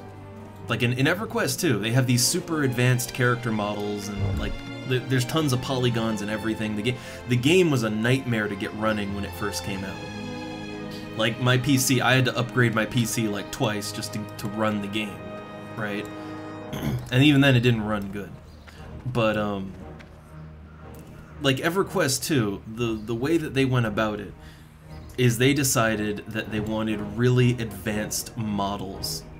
Like, they wanted as many polygons as possible at the time to put into the environment and the characters and all that. And, I mean, you do get something that, on a technical level, is good, right? Like, some of the scenes in EverQuest 2 still, you know, you look at some screenshots and it can still look fine. But, the texture work in EverQuest 2 is very spotty. Like here, you can really, like, you can feel how, like, hand-drawn every texture is, and it feels nice, right? You can feel a lot of love that went into texturing all of the surfaces here, and the characters themselves, too. In EverQuest 2, the texturing was very minimal, like, it was super basic, minimalistic texturing, and they relied more on the actual 3D models to kind of do the heavy lifting. So what you got was like really advanced models that just sort of had these very simple textures applied to them, right? And it, like, the thing is, on a technical level it might be more advanced than this, but aesthetically it comes off looking cheap or unfinished. It looks bad, basically.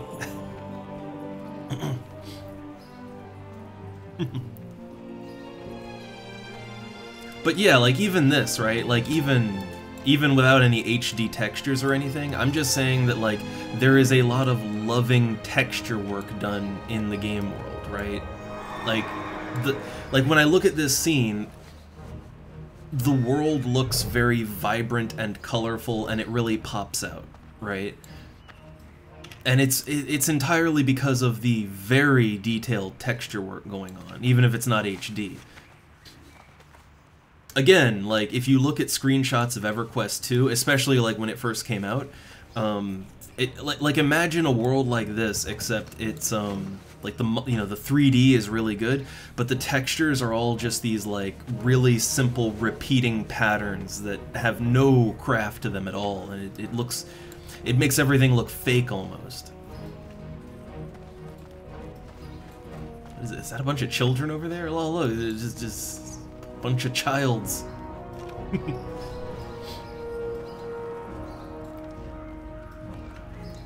And hey there, Burn. Hey there.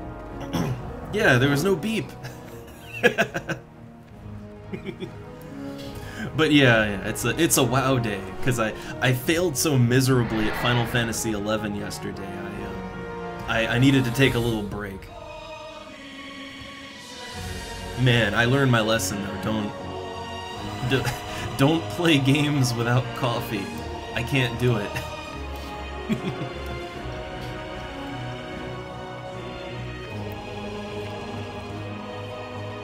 Alright, so yeah, let's see if that leather's worth anything. Okay. Been a while since I've done this. So I can't just put items in and get like a price comparison. I have to manually find it all. So light leather, and it would be a reagent, I guess. Miscellaneous? Trade good. Trade good. Okay, so for a full stack of 20, I can get like 3 silver if I just sell it. So I don't know, how much is light leather worth? So individually, it looks like people are selling it for 3 silver each. That's something. That would be quite a bit more money. The question is, though, is if like, well, hold up, yeah, hold up here. Yeah, that's all 3 silver, but if you go a little deeper, yeah, it's like 2 silver. Alright, the buyout is 2 silver. Well, there's the bid and then there's the buyout. So the initial bid is 1 silver each, and then the buyout is 3. So, okay. But I have a lot of light leather to sell. So, okay, this one, it's up for bid, and the bid right now is close to 10 silver, that would be like 50 copper each, right? Like, that's not... 5 light leather with the buyout of 1436, that's... yeah, it's less than 3 silver each.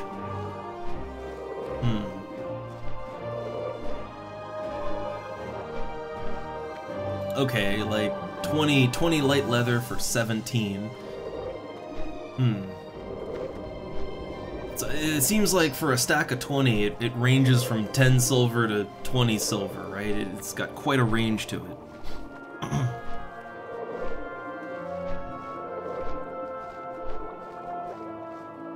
It's a little hard to, like, it's kind of hard to tell how much things are actually worth. It really, really is. So, I don't know, can I split my stack? Okay, shift, that does it. How about this? We split the stacks up into stacks of 10, right? Okay, so stacks of 10, and then, I don't know, if I sell each one for 10 silver each, then that would be 1 silver per leather, right? Like, a silver a leather is a lot more... merchants were gonna give me 3 silver for a full stack of 20. So for this, it would be like 20 silver a stack, which that'd be quite a bit more, right?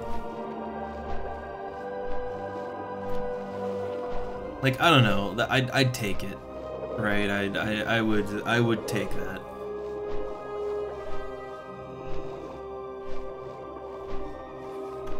So I'll sell it for yeah, 10 silver. 10 silver pieces. Buyout price 10. But why'd I put 10? Just 10. Create that auction. Okay.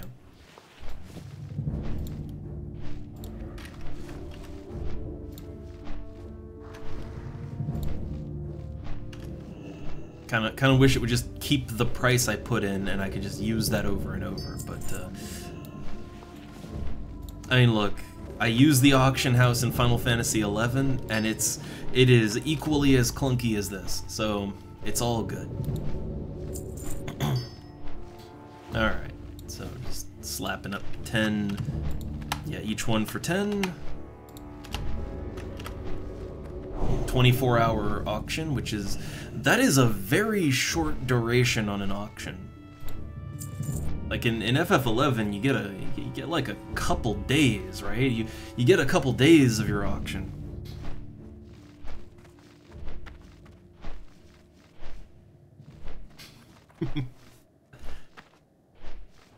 Alright, so let's see. I still got this medium leather. So how much does medium leather sell for? Like, what's my medium worth? I don't know, seems about... Well, okay, so that... They want a buyout for 60, so that'd be like 3 silver per leather, right? 2 silver. I guess you could get like 2 to 3, right? 2 to 3 each, I guess. Something like that.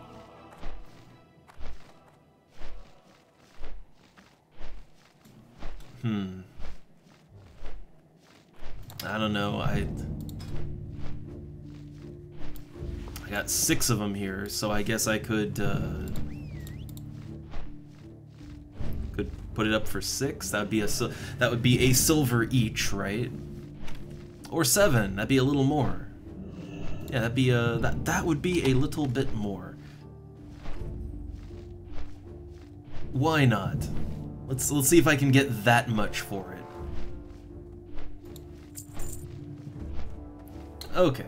And then I also have this thing. I have this Hillman leather vest, a pattern. So Hillman, it's not that much. I get a couple silver for just selling it. So that one. I wonder. Like, what? Do I have a recipe that takes lean wolf flank? Hot wolf ribs. Huh. Man, wolf ribs.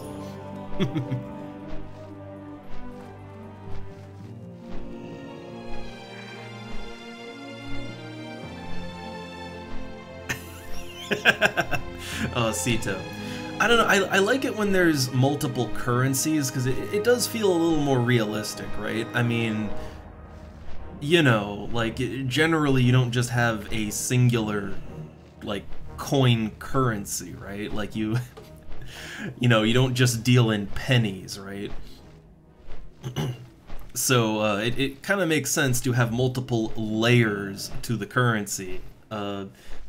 EverQuest did that. EverQuest had multiple layers of currency. EverQuest was like this. It had copper, silver, gold, but EverQuest has 1 level higher. EverQuest has platinum. I don't think this game has platinum, right?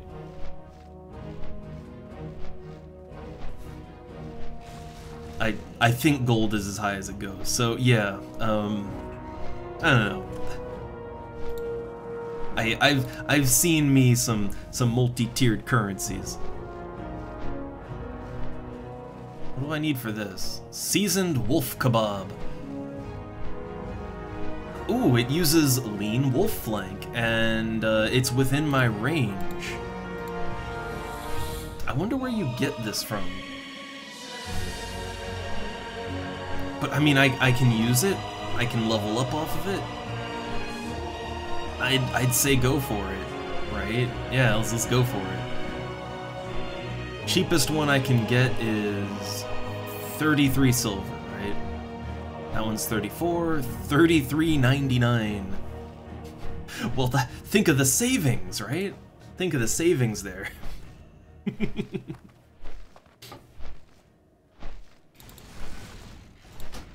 Alright, yeah, 33 silver, 99 copper.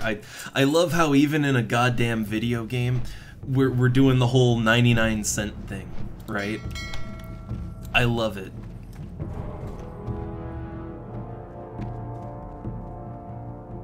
Ooh. Oh yeah, I noticed this. Rallying Cry of the Dragon Slayer. Increase critical chance of spells by 10%. Melee ranged by 5%. 140 attack power. Yeah, that's pretty nice.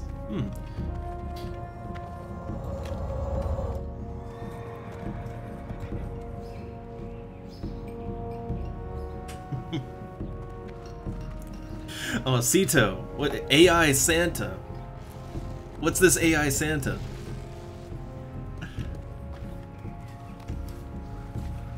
Santa. All I want for Christmas is to not be you know, to not be conquered and destroyed by my new AI overlords. AI Santa can't promise that one. Alright, so let's see. Let's pop in here. Okay. Oh, wait. I still have to get used to hitting Shift B to open all my bags. Alright, seasoned wolf kebab. Ooh, this is a good one. This is an orange recipe, which means I can get a lot of mileage out of it. So you need Stormwind seasoning herbs to make this. Now, where can I get some Stormwind seasoning herbs exactly? I mean, I assume you get it in Stormwind, right? That would make sense. Is that a caveman? Like, what is this? It's a dwarf. It just looks like a caveman there. Alright. Need help? So I assume like a general or food seller would have what I want. Go with honor, friend. No seasoning herbs here. They got mild spices. So maybe they got hot spices, soothing spices, but where's the Stormwind spices? I see no Stormwind herbs. Go with honor. Someone's gotta have them. Someone's gotta have these herbs, right? That's the cheese store. Visitor center, apothecary, I don't know, would the apothecary have that kind of thing? Well met. Looking for something specific? I'm looking for the secret herbs and spices. No one seems to have any though.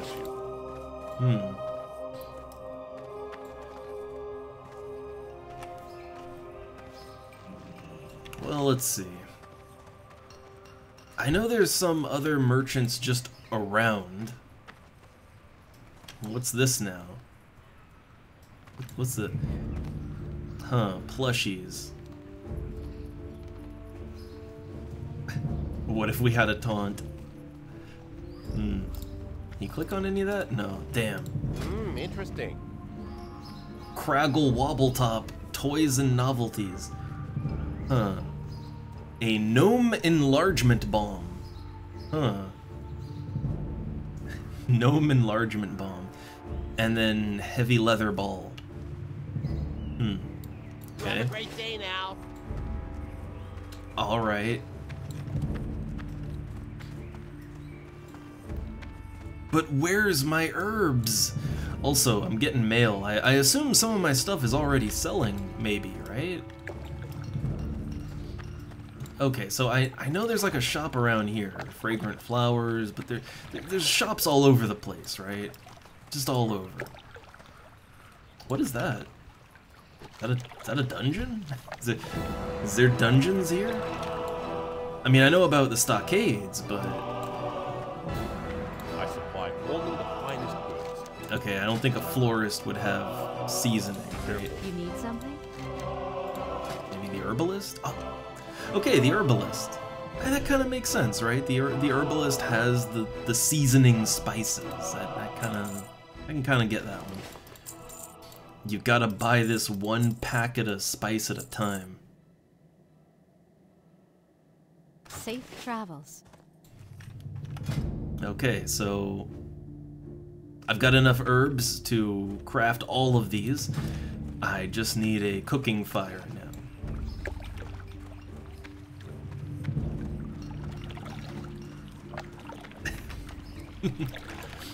I don't know. I feel like, to me, Sito, it just comes off like that's like it is in itself an innuendo, right? You wanna make that gnome grow, if you know what I mean.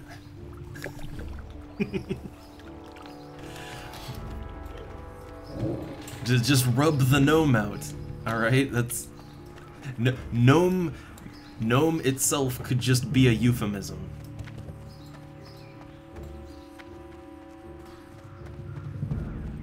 Alright, so yeah, I need a fire. I need a cooking fire. Where fire?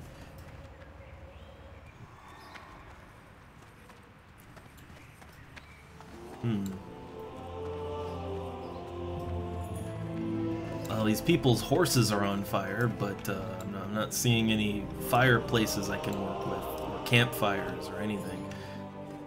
What's wrong with all these places? No one's got a fire in their house. Yeah, there's no fire anywhere. What am I supposed to do with this? Uh-oh. One sec. Alright, one sec, guys. The wife needs my help real quick, so BRB real quick.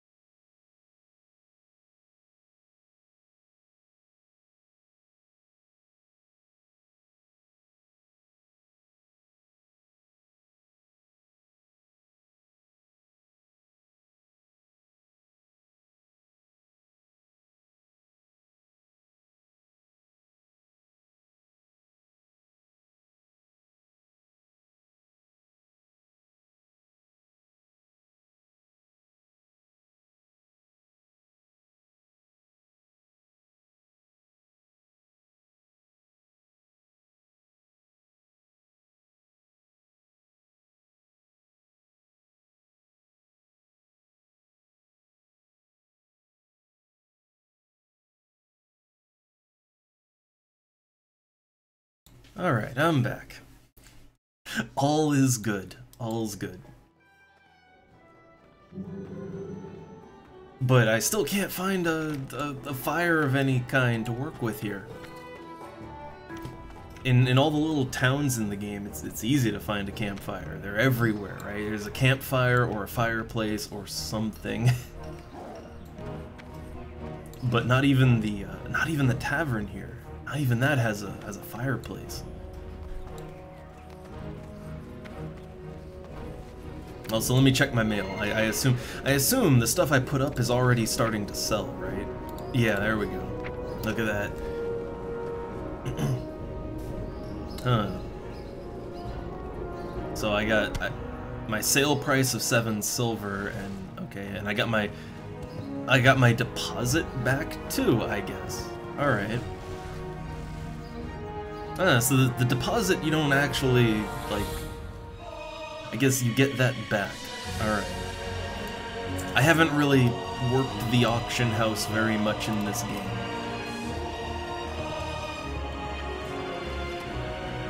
Alright, so while I'm here, the skinning skill, right, my skinning skill is, it's at the cap, so I can't go any higher without uncapping. I need someone to train me, right?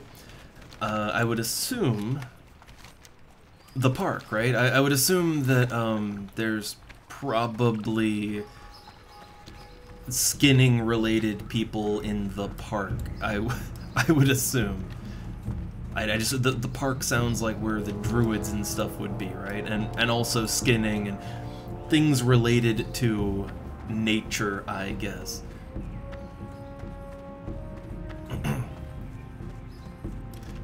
I know herbalism isn't there, but that's because it's in the mage quarter. I know that one from playing my mage, right?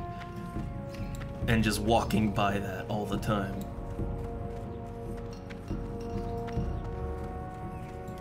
Alright, so the park. I assume there's gonna be some trainers, maybe a Skinner in here somewhere, something. I like the look of it. It's got a good look here.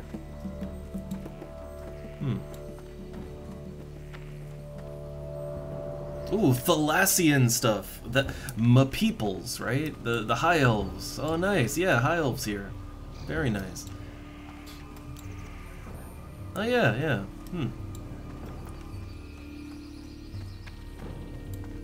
Oh, high elves and then also night elves. Let's see, that's Darnassus people. Okay. What brings you here? But do we have like Skinners anywhere? Is there some guilds I can look at? What is in these buildings exactly? Okay, hunter trainer, pet trainer. Alright, not what I want. Not what I want at all. Druid trainer. Okay. Getting colder here. This is herbalism. I guess herbalism is also here.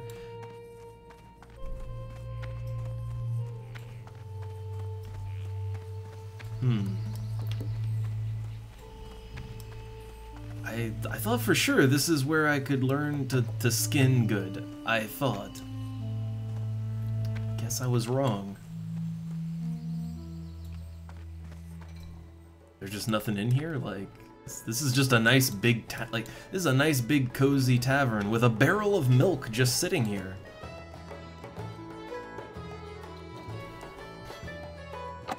Yeah, look. Oh, I eat all the cold milk you could want.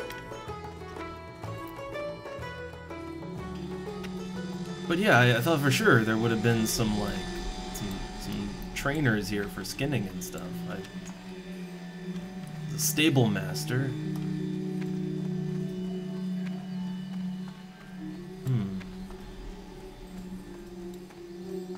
Anything up here? No. Just an empty shop. Huh. Oh, then I'm not sure where. Wait, you can talk to guards, right? And I think guards they'll often point you in the right direction. So if I can find a guard somewhere, I guess I could find out a little more. If I can find a guard, that is. But while we're here, I don't know, let's check out the... Yeah, High Elf building. What do we got here? Ooh, fancy curtains. Well, it's a cozy tavern. What's this? Festive keg requires an empty festive mug, and I don't have that. Damn.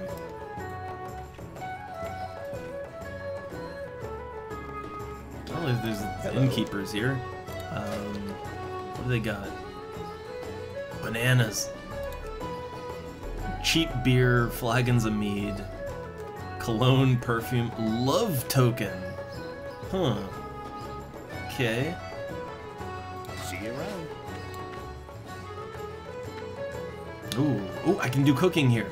Right. This is a warm fire. It's already occupied, but I can do my cooking.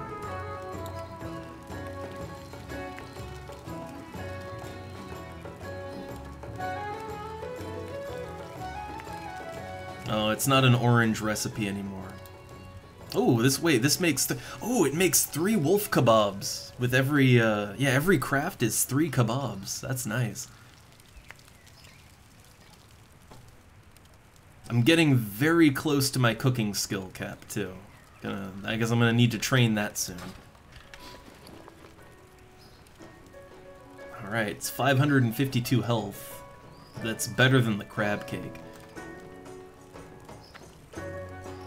Also, it gives 6 stamina and spirit, so this is actually way better than the crab cake. So I'm gonna, yeah, I'm gonna use that. I'm gonna use that. All right. Is anything down here? There's a rat.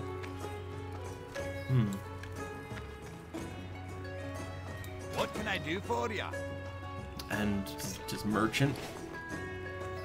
Ooh, nice. These seasoned kebabs, they sell for 1 silver each. Like, that ain't bad.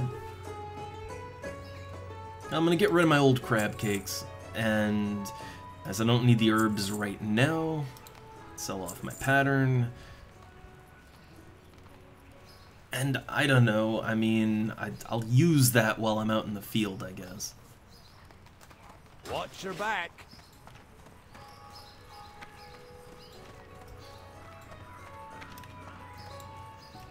But yeah, I still have no idea where I can find someone to train my skinning up. I have no clue on that.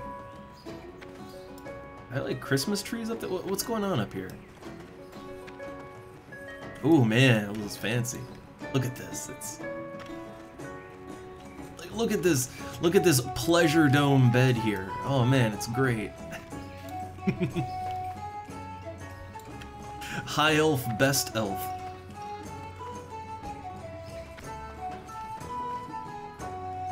Ooh, we got books, which I think because of that symbol we can actually, yeah, we can. Oh man, it's just, we're back in Morrowind.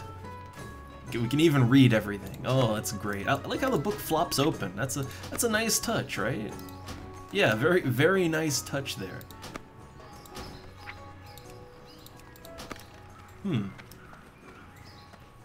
I'll read them later, but for now I'm trying to find someone who can train my skinning, right? I can't find anyone.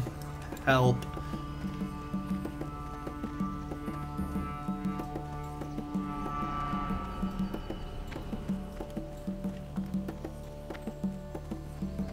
So I guess I have to go to a guard somewhere.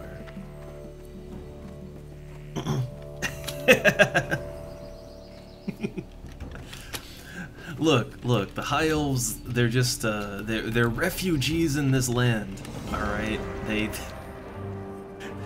They've got their High Elf ghetto and everything, they're just trying to get by. Or we have well, there's multiple High Elf ghettos, right? There's the one in the park, and then there's the one in the Dwarven district, too. There's 2 High Elf ghettos.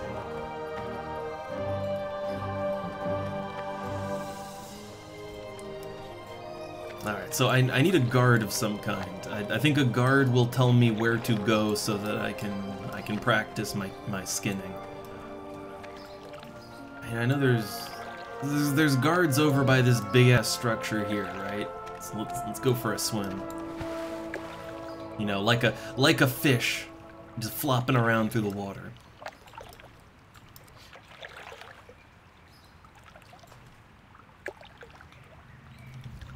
So I think there's guards. Yeah, here we go. There's guards right here. Also, look at this warlock and their pet. That warlock pet. Honestly, warlock, it looks like a lot of fun. I don't know. Yeah, if I could get over the look of humans, I don't know, I'd try warlock out. We'll see how that HD patch works. Greetings. Alright, I need a profession trainer. Skinning. Huh. Okay, let's see. Go to Maris Granger at the Protective Hide in Old Town. Okay, we've got a goal. Oh, they flag it on my map. That's nice. That's nice.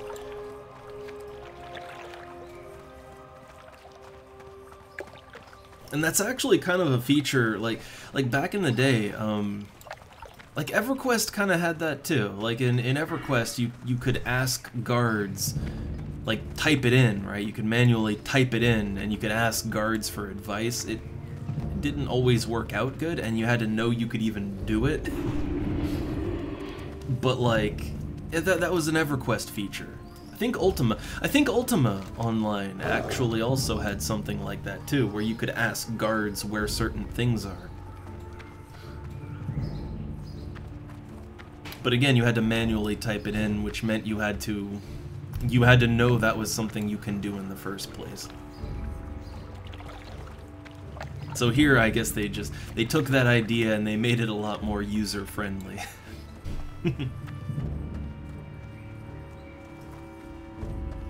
Alright, so, my flag is taking me here. King's honor, friend. Okay, journeyman leather worker. Well, I'm not a leather worker, I supply only the finest goods. I'm a skinner. Hey there. Skinner trainer. Can I help you? Train me up. Expert skinning. So this will let me go up to 225. It takes 45 silver, but I guess if I See you around. if I sell my hides, I suppose I can make that money back, right? I mean, if all the hides that I put up for like if all the light leather I put up for sale actually sells, then I mean that'll make me almost all that money back. Almost.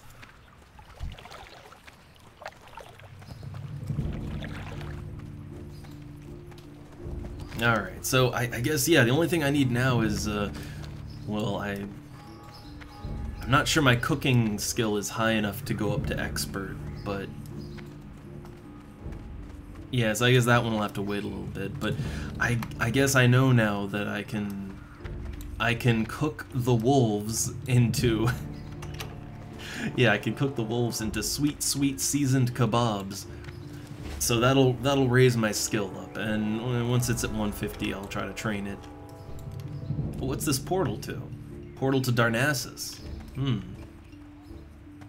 I guess I could just go there if I wanted, right? Huh. Well, I got no real reason to. So for right now, I guess now it's to the dead mines, I guess. I can't really do the Raven Hill stuff. That's a little out of my league right now. Little bit out of my league, but yeah, I got items. I got nice food now. Got potions and stuff I can back up on. I got all kinds of goodies now. All kinds of goodies. So I'd say I could probably have a good productive run of the dead mines. So yeah, let's give it a shot. Group finder. Dead mines. I'm willing to go in as either a tank or a healer. Could do DPS as well, but I mean that's kind of boring for me, especially as a paladin, right? All right, let's see. This is my aggro buff right here. All right. It's a bit of a toggle on though. It's not really something that needs to be. Yeah, it doesn't really need to be over here on my quick access, right?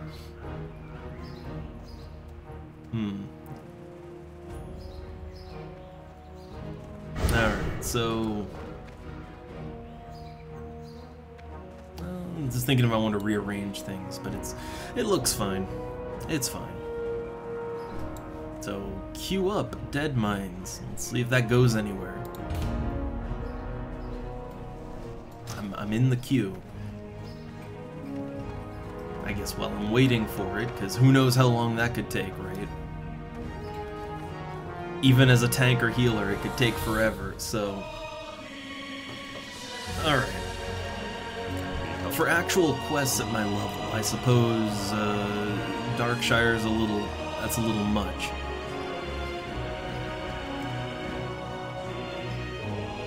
So I could go back to...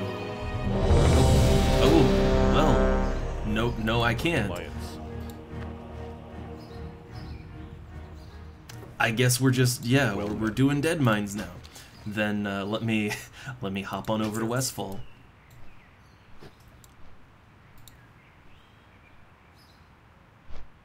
Oh, what do we get? Oh, we have a troll in the party. In Thunderbluff. Oh god,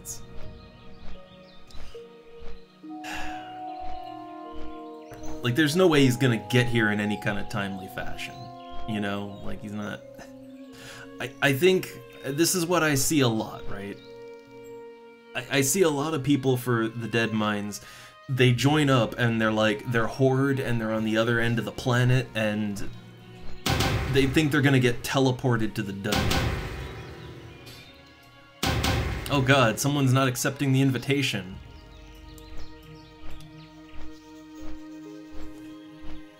Yeah, there goes the troll, right? Cause like I figured.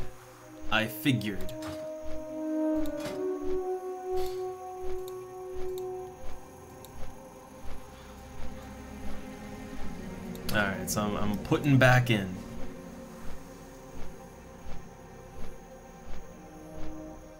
But I've noticed that happening a lot, is people join up for that first dungeon and they don't realize that you have to physically be able to get there.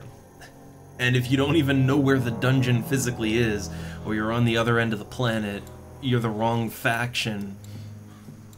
You know, like if you're in a position where there's just no way you can physically get there in any timely fashion, they don't really understand that until they first try to get into the Dead Mines, right? Then they understand, but that first time, right? So if I can clear this dungeon, I can get to the next tier up, right, which would be the stockades. If I can do that, I think we'll be okay. But right now, this party's not. Well, people are declining the roll check, so I'm just gonna have to leave the party. They're declining the roll check, so that means you can't queue up again.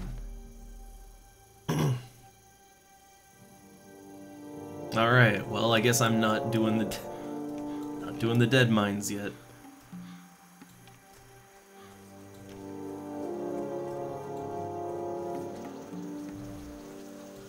What weapon are they using? Is that a level 60 mage? I like that staff. It's a very neat looking staff. Oh look! Error message. Great. Sorry, I broke the video game.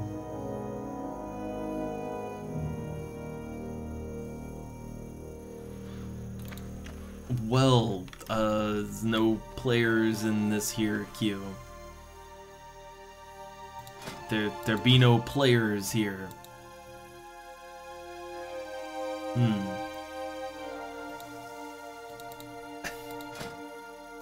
Care to try that one again?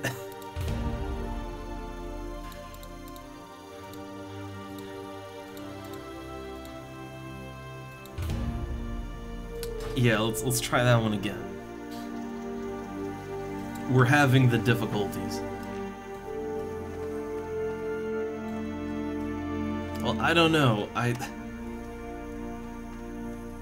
Yeah, I keep getting teased for a Dead Mines party. I don't want to go too far away because I figure, you know, a party might actually happen at some point, right? So maybe let's just go back over here to Duskwood, not try to do the quests or anything, since I don't think I'm ready for that. But I mean, I do need to get more wolf meat so that I can keep practicing cooking, right?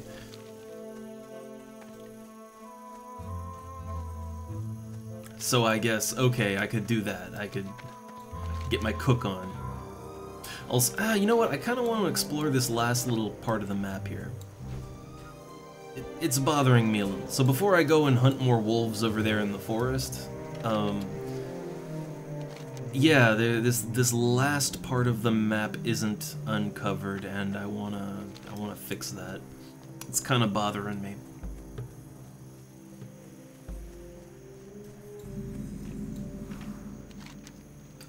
Okay, I think it's yeah, it's fully revealed now. Yeah, this map is fully revealed. What's over here in the corner? Well, 17 gore tusks.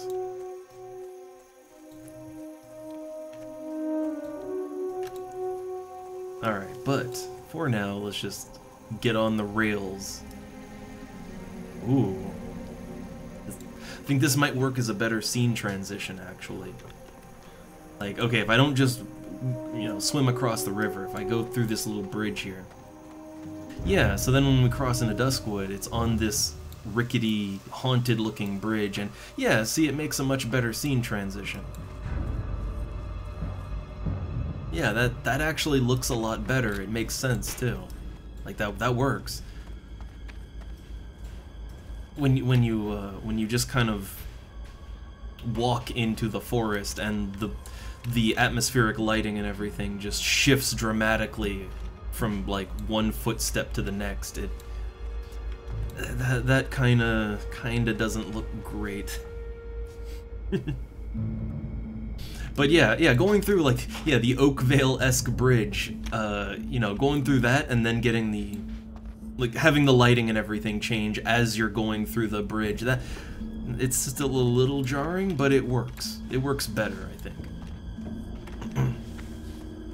But I guess being a game that is this open, you could approach this forest from whatever angle you want to, right?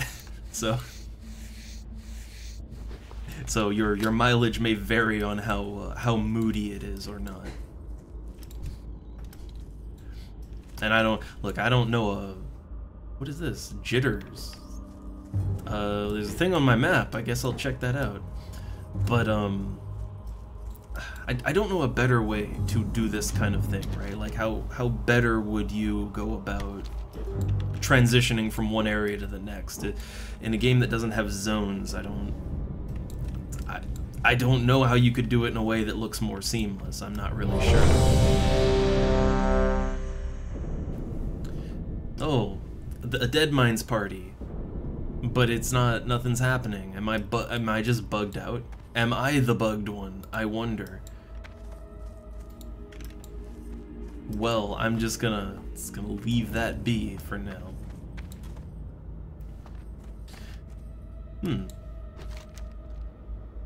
Okay, so I see there's Ravenhill and then Ravenhill Cemetery, so I guess this is probably where I should have gone for that one quest, right? The one that's yellow.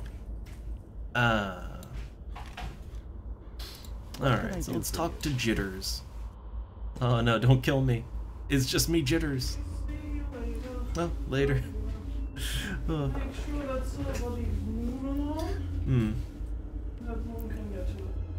Yep. Gotta make sure that Silver isn't raiding the wrong puzzle feeders. I'll be listening out for that.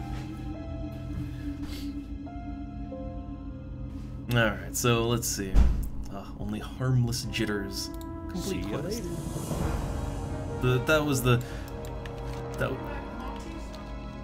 Oh! Hold up one sec. There was some plastic trash I wanted to bring in, so hold up. We'll be right back. Oh. And the door doesn't... yeah, the door doesn't want to close, so be right back, real quick.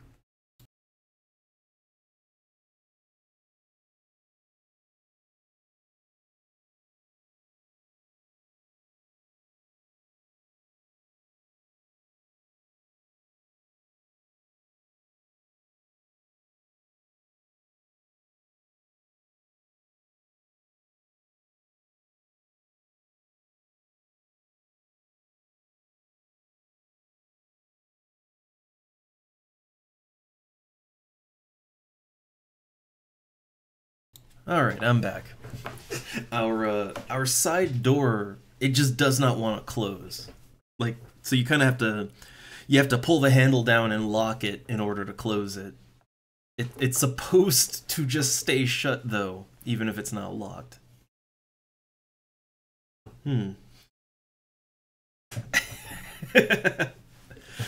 And no, Sito, like Silver's puzzle feeder, he's really good with it now. He knows how to use his paws to manipulate the cog wheel thing to get to his treats.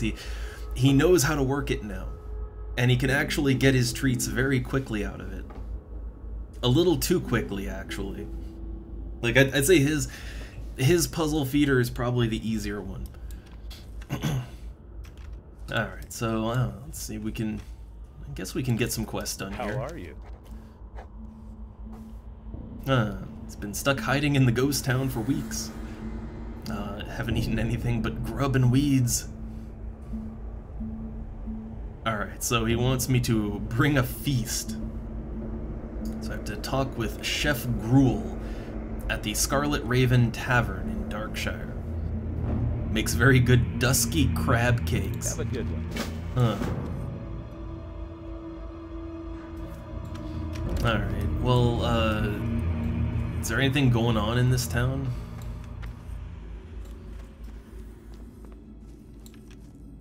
I really don't get why there's just one guy hanging out here. Like, there's just cartoon piles of bones everywhere. Not really sure what reason anyone would have to kind of stick around here. I do like how they have a functional... Yeah, look, they have a functional mailbox here, which implies that there's some poor mailman that has to run the route here, right?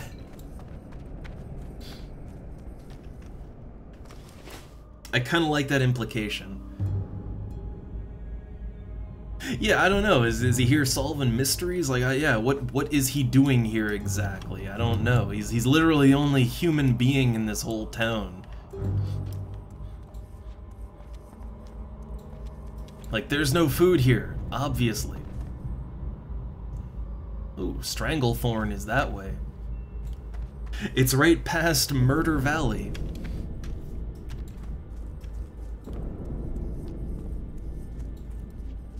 But yeah, it looks like, ooh, a barrel of melon juice. Sweet. Hold up. I'm sure that'll be good to drink, right? Oh yeah, fresh melon juice. And it's better than the milk that I have. If I could get more melon juice, that would be great. I guess I should keep an eye out for barrels of drink that are just scattered around the land. I didn't know that's a thing I have to keep track of, but I guess so.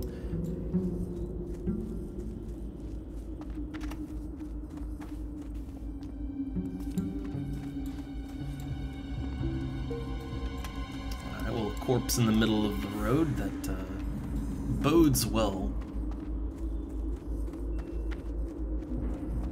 A young black ravager. Oh my.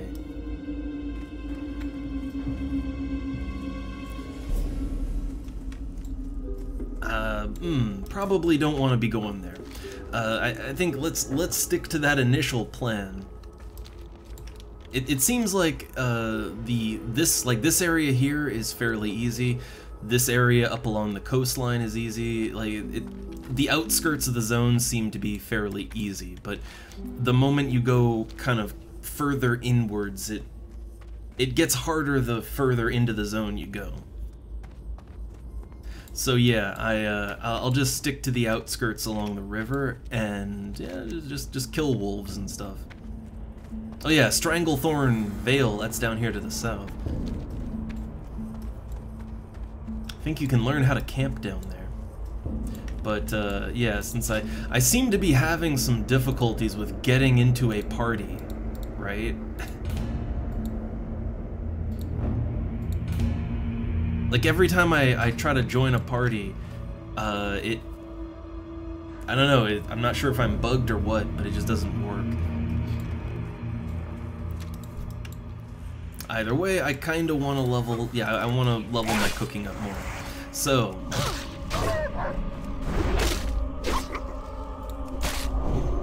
yeah, let's go ahead and kill a couple more wolves. Gotta get that meat, that lean wolf flank.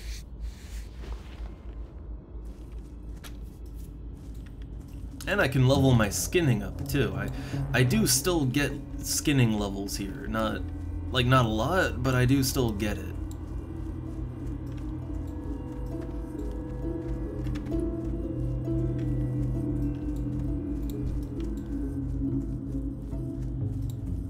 Also, I'm sure there will be absolutely no health consequences to eating, you know, rabid wolf meat. I'm sure these animals aren't diseased or anything. perfectly fine to make sumptuous ribs and cakes out of them.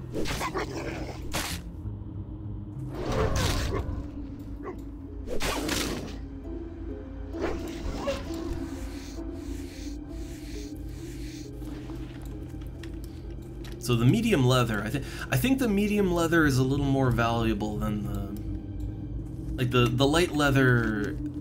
I don't know. No one's bought what I put up for sale yet, right? No one's bought any of that. But the medium leather I put up, that got bought out like immediately.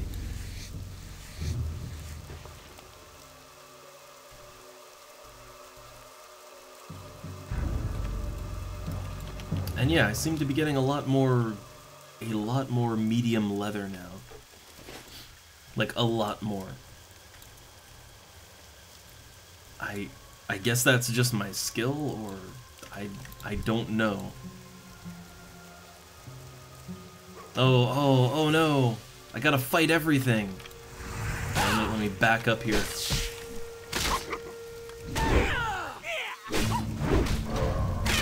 So, this is something I kind of like about my paladin here, is I have so much just passive damage that I can deal from being hit. Like, yeah, like, you see how low its health is. I wasn't even fighting it, right? I have that one AoE, yeah, but like, it just sort of hurt itself by hitting me. I like that.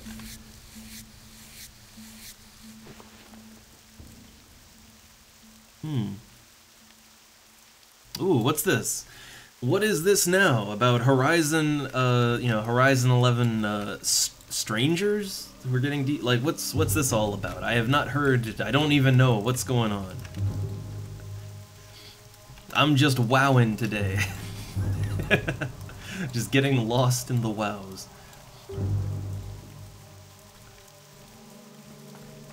I need that one. I need that wolf meat. I need that wolf meat. And for the group finder to not break on me.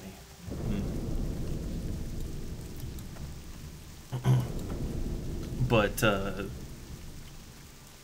no, has the baleful gaze turned on Horizon? Or I guess it's just, I'd assume it's like a content creation thing, which I would assume that's not even Square Enix. I would assume if, like, what? Streamers. I would assume that would be like, I'd assume it's some certain angry Final Fantasy nerds is what I would assume, like, behind that kind of thing. Because I really don't see Square Enix caring enough about FF11 for that. But I don't know.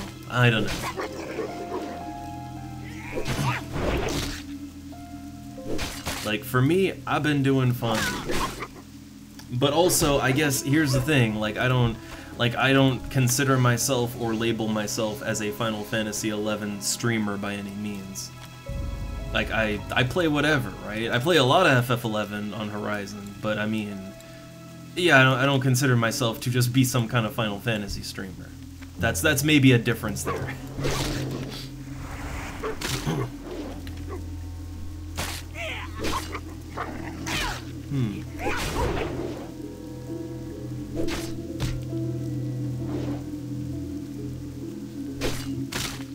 Huh.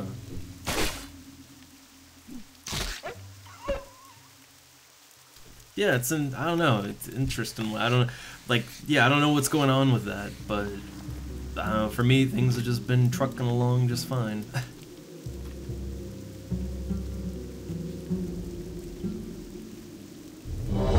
Yeah, like, I would kind of figure, right? Like, some kind of third party,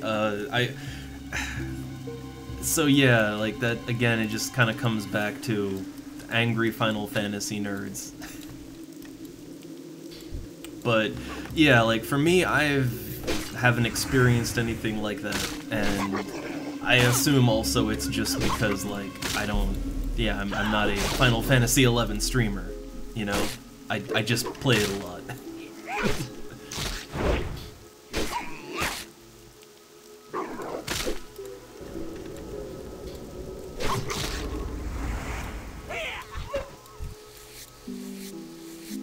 I mean, pretty much almost everything I play is either incredibly old and out of circulation, or it's private server stuff, and like,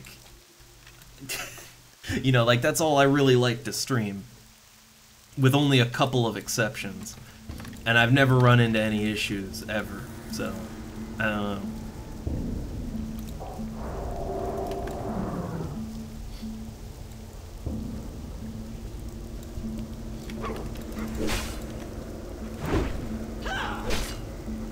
Let's see how much of that wolf meat have I got? I'm gonna just put it over here to separate it out. Only three flanks so far. It's not great. Also, I'm still not convinced that I'm not bugged when it comes to the whole dungeon finder here, because I keep queuing up and then nothing happens.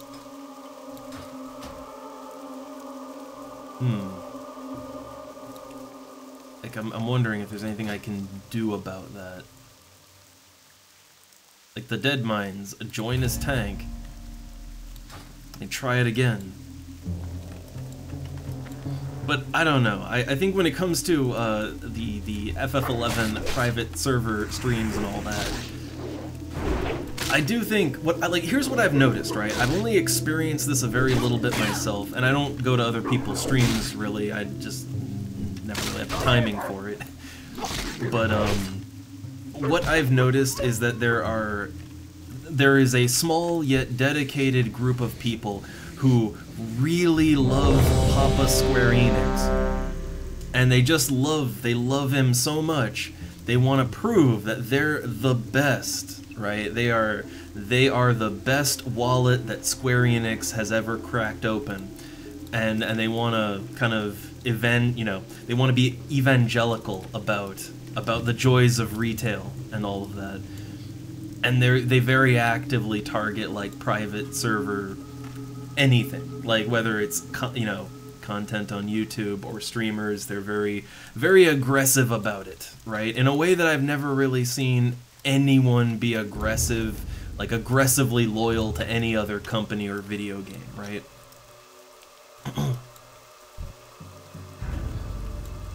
Like when I play, like, I don't know, when I play this, right? Like, WoW people don't come in acting like lunatics, right?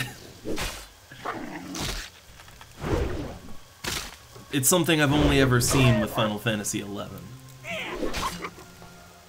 So I could imagine some of those people getting together and trying to do something about it, right? What'll come of it, who knows.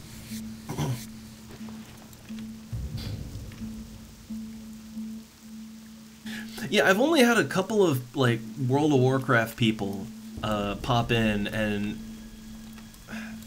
like the thing is, they never have anything bad to say about it. Just like, they seem confused that there's such a thing as a private server, right? But never any hostility, nothing like that. Again, it is a weird brand loyalty that I've only ever seen with Square Enix and Square Enix games, specifically Final Fantasy. I've never really seen that kind of thing happen with anything else.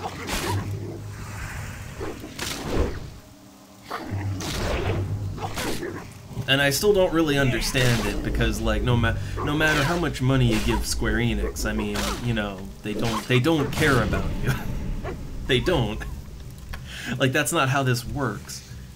The relationship is only goes so far as you give them money and they like that you give them money, and they'll keep doing what they're doing. But like, are they gonna make better games?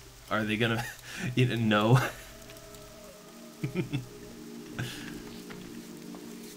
So yeah, it's not really any point in getting aggressive about it.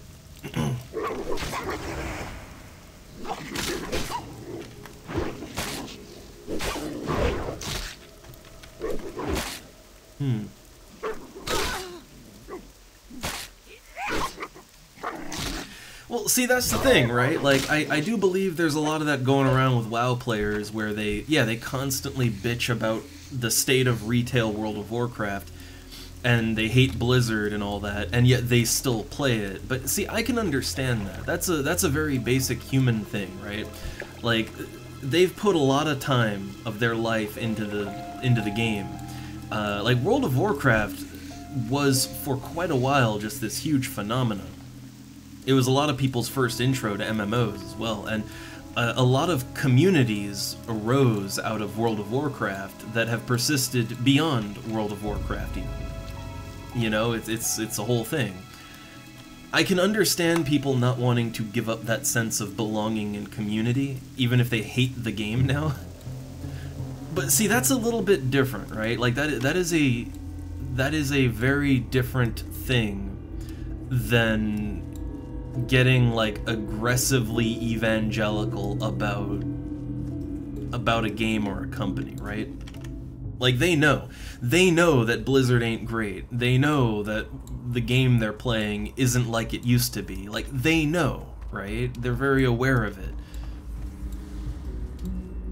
The difference is, yeah, the Final Fantasy nerd, they think that Square Enix can do no wrong. They think that Final Fantasy games, they're all incredible, amazing, and that every change, no matter how horrible, it's only for the better because it's a change that Square Enix desired, so it must be good.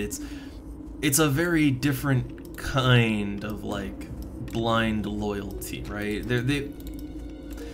They're kind of similar in a way, but very, very different in how it all plays out.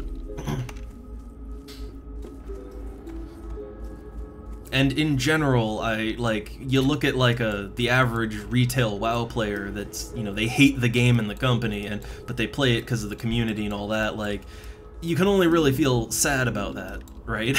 you can feel sad about it. You can understand it too. But yeah, the Final Fantasy nerd, not so much. Like, I don't know, that's a whole other level right there.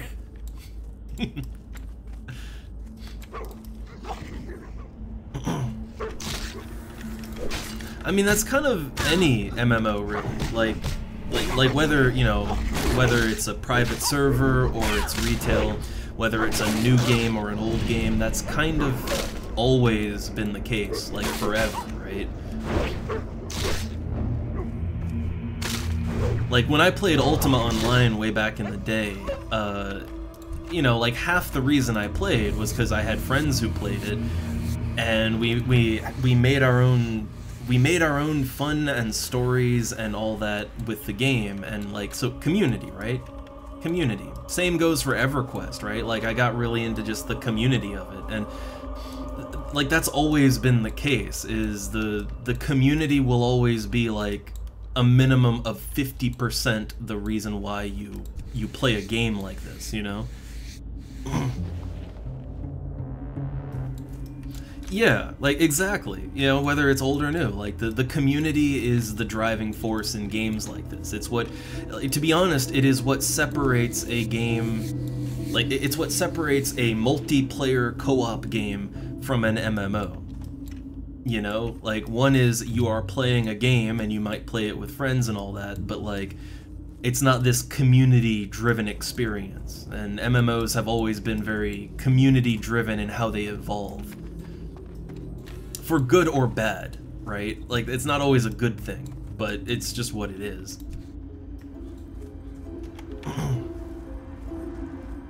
But yeah, so yeah, I can understand why someone who, even if they don't like the game or company, they're devoted to the community that they sort of grew up with, right? Like, I can get it. It's totally understandable. It's just, yeah, like, the difference and the problem with the average Final Fantasy / Square Enix nerd that I see is they tend to hate the game. Like, straight up, they tend to not really enjoy the game all that. Like, similar problem, right? But the difference is that they can't really accept that it's not good, or that there's problems, or that anything is wrong, right? Like, they can't accept that. Like, that's the difference. And that makes you get really weird, right? You'll do weird things if you if you're living on a delusion.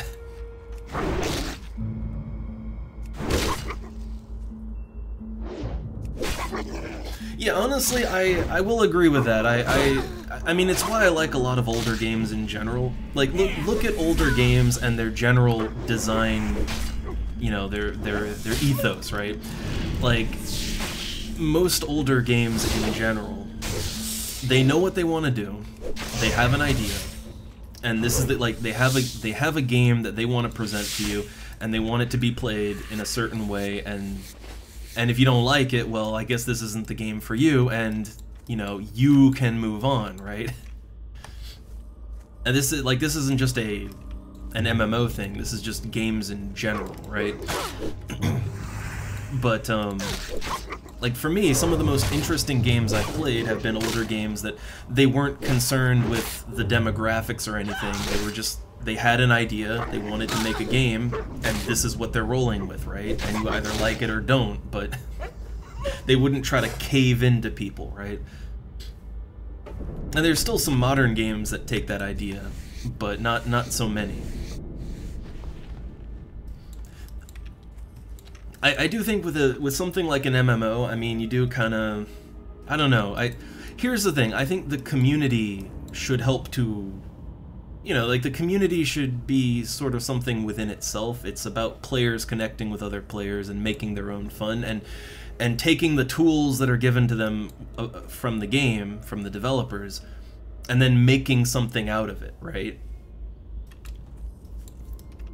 When you have the community sort of like, when the community is the one guiding how things are changing, that can go badly. I say that, but I mean, I do like projects like Horizon or TurtleWoW here, right? And it's no doubt that all these private server projects are heavily community driven, right? Like, you know, they're made by the community, basically. And I love them. I love these community projects, but I do think that even with that, it is a niche, right? Like, if you don't like the way Horizon does things, you know, you can play on another server, right? If you don't like TurtleWoW, pick another WoW server or go retail, right? Like, so even then, I do think they, in a way, they do adopt the idea of this is what we're doing, it's what the community's doing, but this is what we're doing, and we're sticking to it. And see you later, Cito. It's another, well, I don't know, I don't want to say a failed day. Uneventful day. Uneventful WoW day. I'm just killing wolves to make them into kebabs.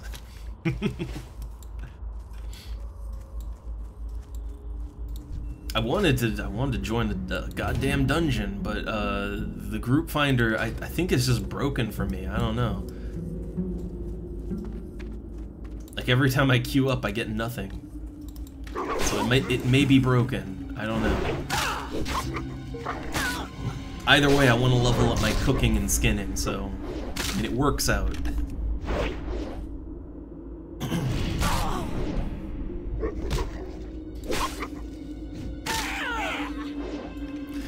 But I think, okay, here's maybe like the idea of being community driven.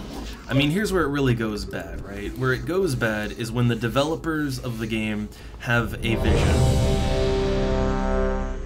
right? Like, they have a certain vision, and that vision doesn't really mesh with the community, the players, right? And if things start changing around the players, well, the initial game design might not really support that. Like, you might be going down a path that the game wasn't really built for, you know?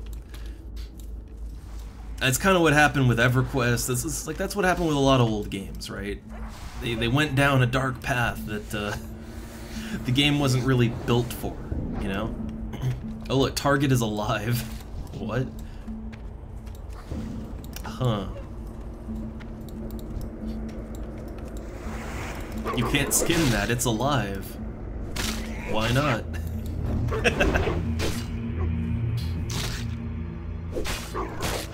I've got a sword, right? Like, look, I could skin these wolves alive. I feel like I can pull that off.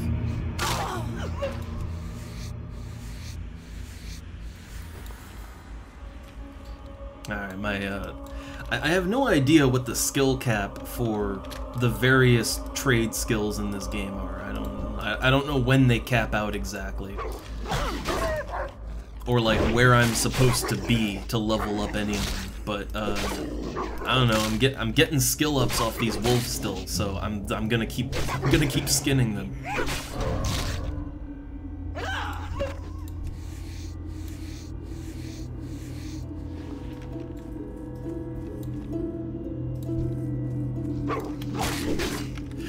The EXP also isn't... It ain't bad, and like I said, I enjoy grinding in games, so even though this isn't really technically how you're supposed to play the World of Warcraft, I don't know, I'm getting something out of it. This is how I like to play it.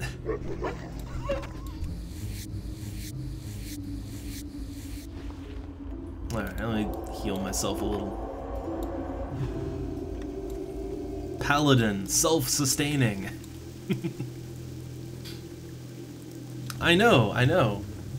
I love it though. I love the grind. Like I have all these quests I could be doing, but I don't want to do them. Right? I want to grind.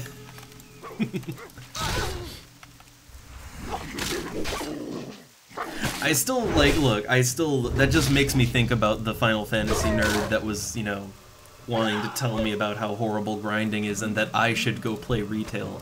That still makes me laugh just thinking about it. Like that is someone who does not know who he's talking to.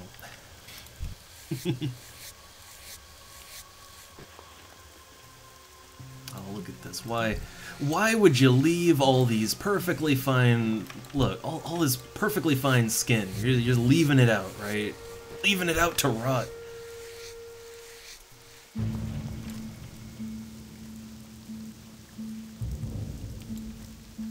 Like look at all them leathers there, right? All that free leather.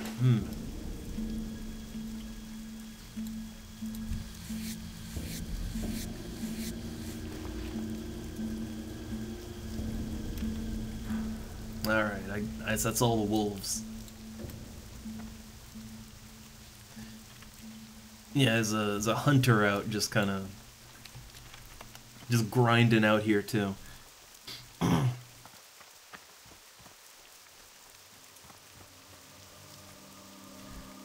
yeah, I mean there is a distinction between having access to a lot of different content and I don't know, and just grinding, but like I mean here, like you look here, right? And I mean there's a lot I could be doing, right? Like I have all these quests I could be doing to level up and get money and gear and all that, right? Like, I could be doing that. I mean, there's dungeons. If the group finder would work, there's all these dungeons, right? Like, there's, you know, and then there's, well, I mean, I'm kind of working my trade skills right now. I'm practicing my skinning. But yeah, like there's a lot you can do even here, and I mean, this is what I want to do, right? I want to grind. Oh, I think we just tried to assault the same enemy there. and like FF11, honestly, classic FF11. I mean, yeah, it's a heavy on the grind. You don't you don't level up by questing or anything. So admittedly, I guess if you don't like grinding in FF11, classic FF11 anyway, then I guess you don't really have much option other than to grind in that game. So I guess it is, you know, as far as leveling up is concerned anyway. I mean, there's a ton of things you can do in FF11. You know, you could be a gatherer if you wanted to. You know, you could fish, you could trade skill, like there's, you know, and there are interesting quests, like, there's a lot of content to do. It's just, when it comes to leveling up combat-wise, yeah, you gotta grind, right? So maybe it could be a little better in that regard, but if you like grinding, then I mean, classic Final Fantasy XI is the game for you, not retail, right? Like, it doesn't really make sense to tell someone who likes grinding and that is what they want. Like, no, look, stay away from all that grinding. Go play retail. right? Like, that doesn't make any goddamn sense.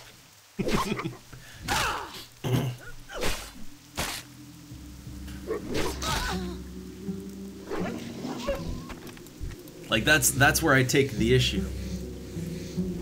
Because, yeah, if you like grinding, then, I mean, a classic private server of FF11 is, like, that is right up your alley. That is exactly what you want. That's why I like it so much.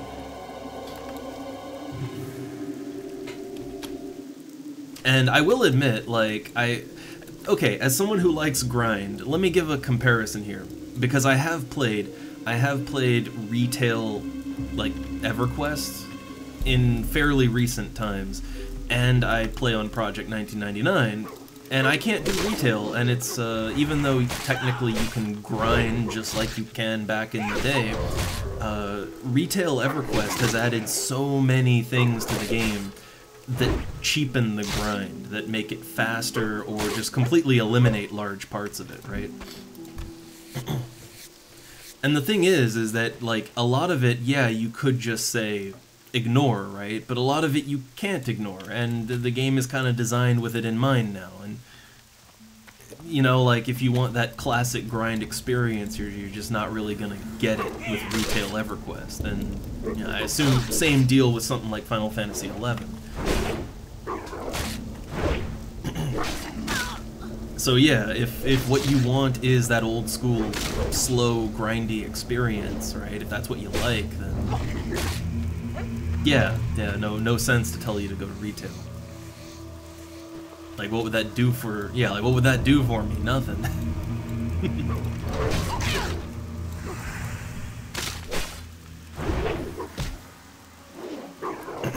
I still feel like, again, if I was feeling a little more spicy, I would have said to that one guy, like, oh, you know what? Since he just said retail, right? He didn't mention Final Fantasy. I mean, context, right? But if I was really feeling fun, I should have just said, you know what? You convinced me, alright? I see why you love the company. I'm gonna support Blizzard, and I'm gonna, you know what? I'm gonna get 2 World of Warcraft subscriptions right now. I'm on it. I hear you, man. Because, honestly, like, you might as well have been saying that, so... but I try not to... I try to resist my inner demon, my inner gremlin, alright? I try to resist that. Be nice.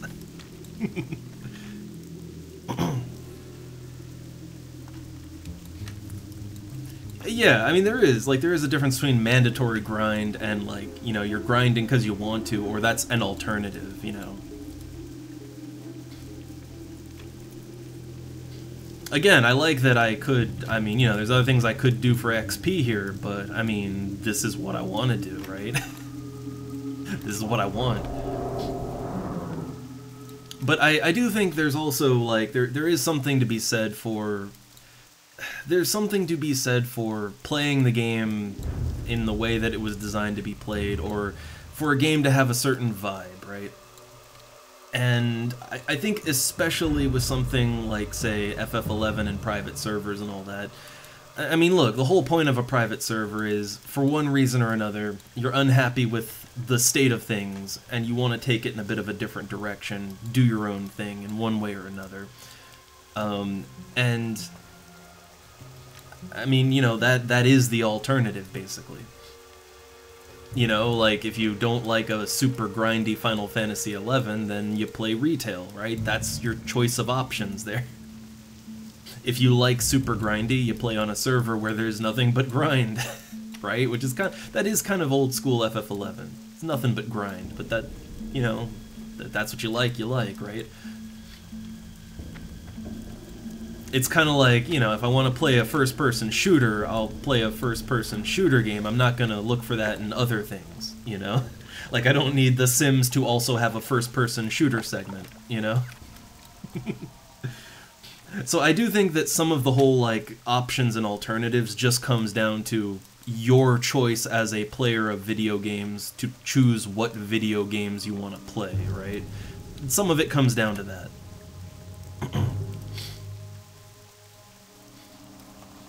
I mean, free is also good. I will admit, like, I prefer to not pay an endless subscription fee. I prefer it, but, you know, that's not the whole reason. You know, it's also just that I do like the idea of these community projects, and I like the speed of some of them too. Like, again, like with TurtleWoW here, I mean, I'm playing in slow mode. Oh, also, Post is here, so one sec. I think I'm gonna have to get the door. Yeah, I do believe I'm gonna have to get a package, so give me one sec, 'cause I'm pretty sure gonna have to AFK. Yep, here we go. One sec.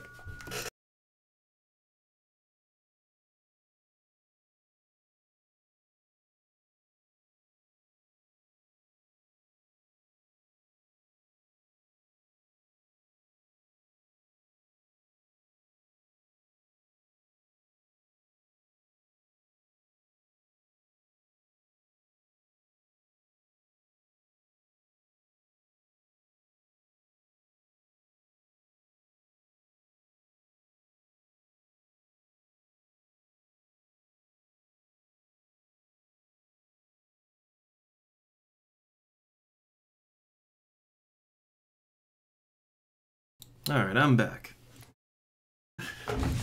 Got a big box, had to order more cat food, specialty cat food for the cats. And I think that's that, and also maybe my gaming keyboard and mouse and all that. The cheap-ass 20-buck ones, right? Might be in there too, not sure. Not sure. I'll look into them later.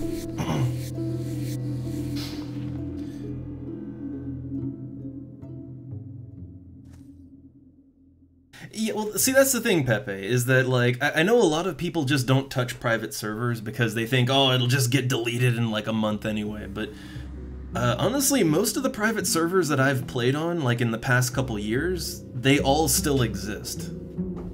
Like, even, like, the shitty Star Wars Galaxies servers with barely any people playing them, they're still around.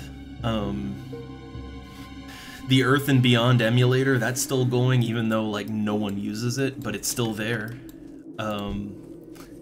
Like, I haven't run into this problem of things getting shut down or anything. But it depends on what kind of game you're playing, too, I guess.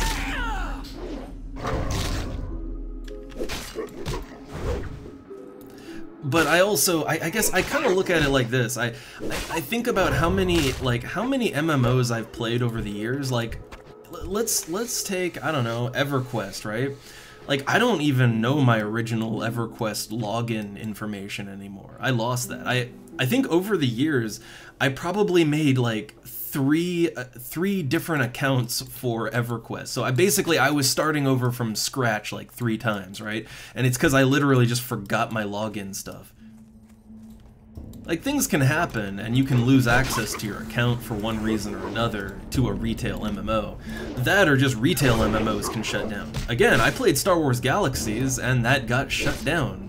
The live servers, City of Heroes, got shut down. Earth and Beyond got shut down. Like, I have played so many MMOs that do not have a retail form anymore, right? And I guess, like, I'm just, you know, I don't look at it like this permanent thing, right? Like, none of it is permanent. It's all just things that you can enjoy in the moment and really play for the community. You know, like, play because you like the game you like to play the game in the moment. You enjoy it and have fun with it, and you like the people you're playing with, right? Anything beyond that it's whatever. But I don't look at it as some permanent thing. There's no permanence to anything. But that said, yeah, I honestly haven't found that private servers for any of the games I've played have been particularly less durable than a retail server. But then again, I think the retail MMOs, they have questionable lifespans these days too. Unless you're like, you know, unless it's one of the big ones, right? Ooh, got a nice formula for enchanting cloaks. I need to level my enchanting up.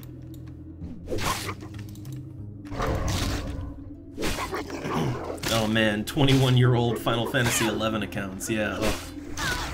Again, like, I don't have my original Ultima, EverQuest, like any of those games, I don't have my original accounts at all. Like, I'd be starting over from the beginning no matter what. Alright, also, hey, I leveled up to 22. Oh god, new spells. That means new spell time. So let's see. Let me get to a bit of a safe area.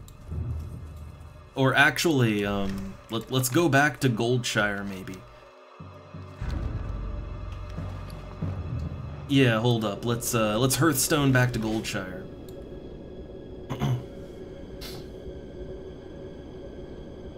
Well, yeah, I guess if you want to catch up, you know, whatever that means, it's easier. It's just, I guess, see, that's the thing. I never had this idea of their, like, when I played MMOs back in the day, it didn't even register me some idea of, like, having to catch up to anyone, right? Like, when I played Ultima Online, like, I was a lumberjack, right? Like, I lumberjacked, I tamed animals in the woods, I built a boat and became a fisherman, like, what exactly would I catch up to, right? Like, what does catching up mean there? It's a sandbox. Ooh. Again, I think my thing is broke. I think I broked it. But even EverQuest, right? Like, when I played EverQuest, which I was late to EverQuest, I started playing at Ruins of Kunark, which is one expansion deep. But I never, yeah, like, I never even had this idea of, like, having, like, you know, to catch up to someone, right? I just played the game, I immersed myself. A lot of the time I spent playing, I was just sort of role-playing around being an evil Ixar, right? Like, I wasn't even... Like, I wasn't even worried about the gameplay so much.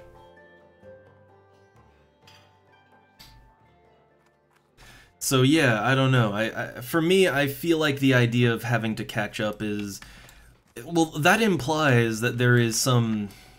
I don't know, it implies that there is sort of a point where everyone should be, right? And I feel like if a game has that, right? Like if an open RPG has some point that everyone should be at, that feels like a failure of game design to me.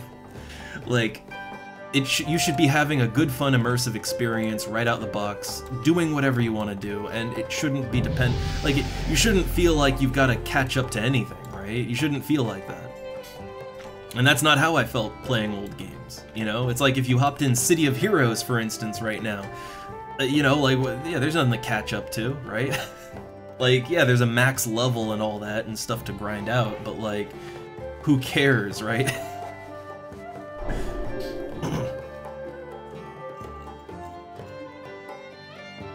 I think maybe, and this might be, I gotta think about how I want to say it. I mean, yeah, there is some excitement and discovery with experiencing content, like, with the community. Kinda, I guess I never really had that. Like, I never really cared what other people are doing, right? Because everyone's at their own place, you know? But, like, okay, here's something you get in a lot of newer games. Like, in FF14 I experienced it, even though they do their best to try and counter it. But, like, okay, people don't do old content much, right? Like, they don't want to do the older content. Like, let's say, it's a problem you can run into in a game that doesn't have a lot of new players. Like, let's example here, right? I mean, I keep getting group hits, but my finder is bugged. But if it wasn't bugged, I mean, I could, like, the Dead Mind, it's a level 17 to 24 dungeon. I mean, this game has so many fresh new players, right? And there's people making alts, and there's always people at all level ranges, so I can always just get a party to do any of these low-level dungeons, right? But I could imagine it would be a problem if, like, let's say you're playing a game like Retail Final Fantasy XI, where there's, like, -5 new players every year, right? Basically, everyone is just stacked at the end game, right? And so if you wanted to party up with your fellow players to do that low-level content, you couldn't do it. No one would be there to do it with you. And no one needs it, right? I think that might be a good way to kind of say, like, that's what I think of when I think of, oh god, no, I have to catch up. It's that, like, everyone, if you have a really stagnant player base, right? It's something you hit with stagnant games that aren't attracting a lot of new players, and there aren't many people kind of going through the game, right? I could totally see having that worry of needing to catch up, right? If there's no one to play with before the end game. So you always want to catch up to whatever the current end game is so that you can play with other human beings, right?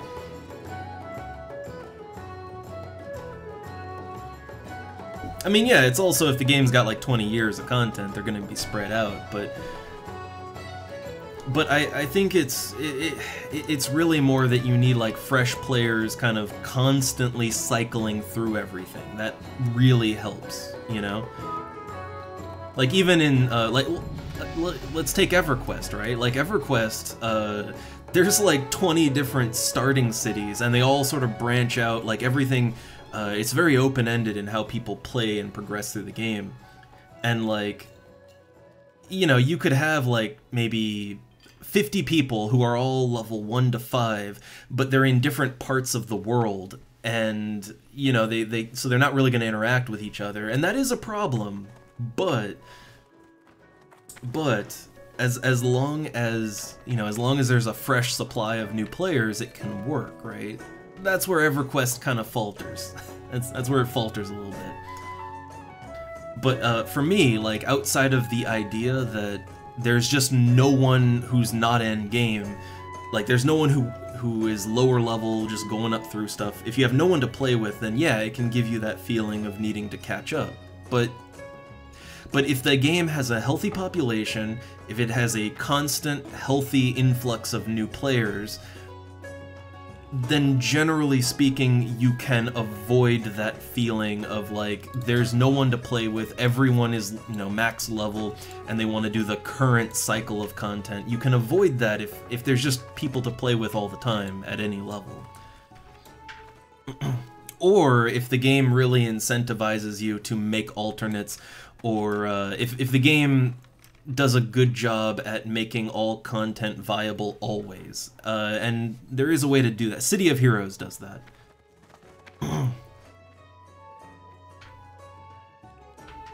Yeah, I do see it. Like mid-tier dungeons might be harder, and I don't know what the situation is here with TurtleWoW. Although I would imagine with like, there were over 5,000 players logged in when I logged in at this hour, right? Probably more now. Yeah, I don't think they're gonna have any issues with that. But let me give like the City of Heroes example, right? Because City of Heroes does a lot right. So in City of Heroes, you know, you've got content at all levels, right? That game, it works because you can technically solo almost everything, but if you want to play with other people, that game has like aggressive level syncing. So like a high-level player can sync down to help out their level 5 friend to do some, you know, some low-level missions or story arcs or whatever.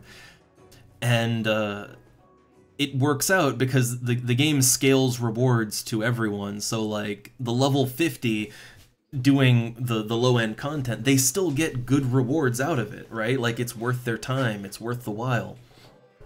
And everything kind of just works out like that, right? Like, as a level 50, you can go back and do level 10 task forces, and you'll get rewards that are totally worth it for a level 50, and it just works, right? And that's a good way to keep content fresh always, right? Because there's always a reason for people at the end game to go back and do that stuff.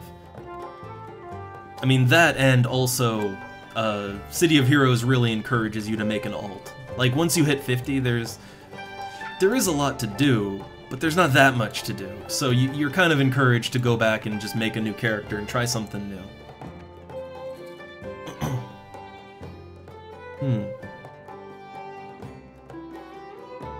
Yeah, the duty roulette idea, that also works. That's also a way to do it. Like, there are ways to kind of keep content cycling and fresh, but, like, I think that the way City of Heroes does it, where it scales you down to the power level of whatever content you're doing, but it gives you rewards that are basically like level, you know, whatever your actual level is.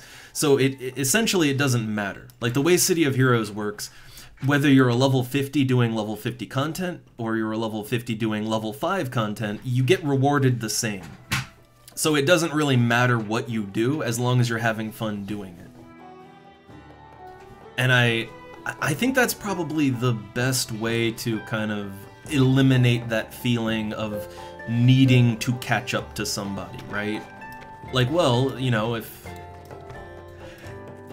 you get, like, if you're getting credit one way or the other all the same, then it's just a matter of doing whatever you think is fun, right? And, you know, or play with whoever you want to play with, and, you know, I like that. I think that's a good idea. Also, sorry for some noises in the background.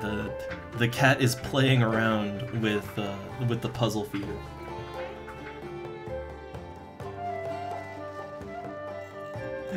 She's trying to get them treats out.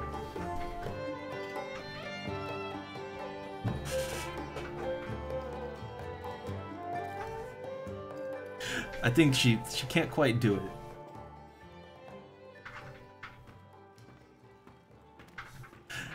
Give me a sec. I'm gonna. She's having trouble getting the thing out. So quick sec here. I'm just gonna. I'm gonna help her out. So one sec.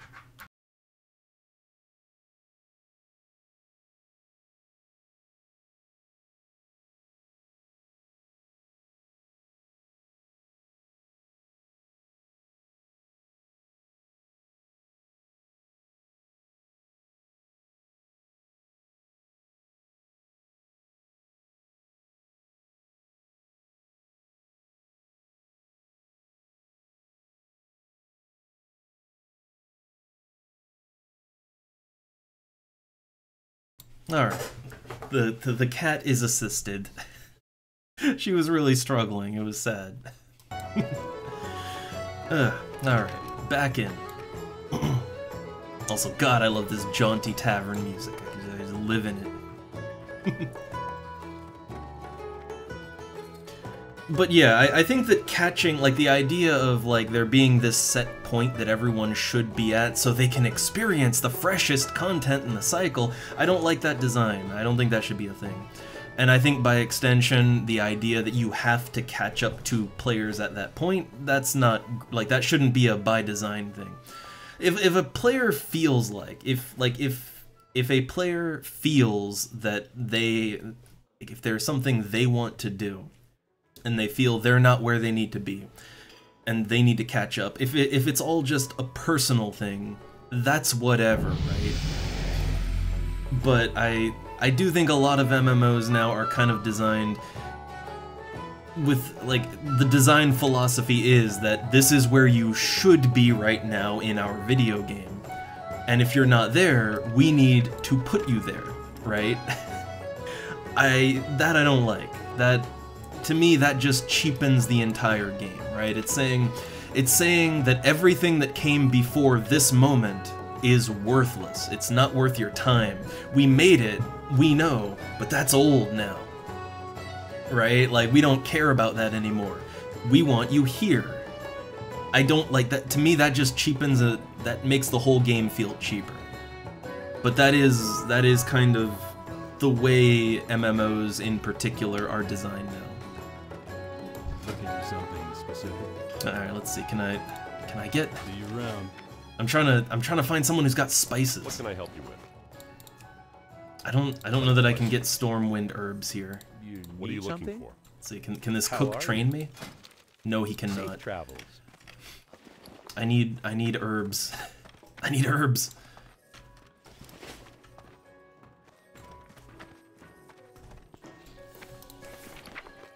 Also, that leather that I skinned up, no one No one's buying that. So I think I need to take them down and put them back up again. Greetings.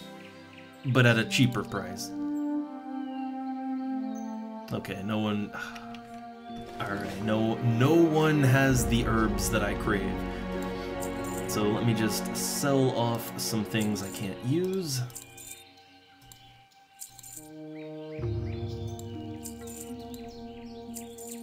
Ah, good money. Good money. Alright, so let's see. I'm gonna get rid of the flash bundle. I'm probably not even gonna use it effectively. And I guess I could get rid of this ice cold milk too. There's better I could be using. Yeah, I should be moving up to melon juice now. Alright, so I got all this wolf flank. I can craft that into something. But, okay, I have a ton of light leather. I want to try to sell that if I can. I figure, like, I think I put it up for like 1 silver each, right? That ain't selling, so I gotta go even lower. And I got some medium leather I can get rid of. Like 50 copper each is what it's going for. Alright. Honor, friend. I'll try and figure what I can do with that. Gotta go back to Stormwind, though. I was really hoping I could just get some seasoning, some herbs here. Oh, what I can do, wait a second, what I can do here. Paladin training. I can do that.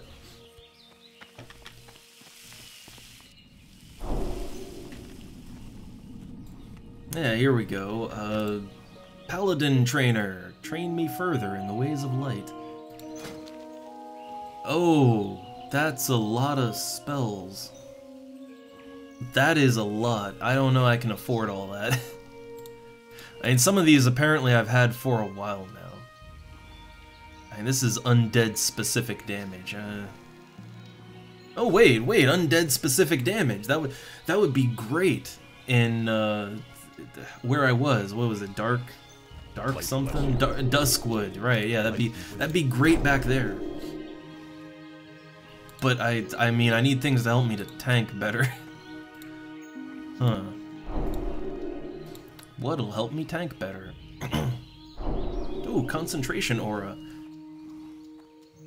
So this is a new aura type. 35% chance of ignoring spell interruptions when damaged.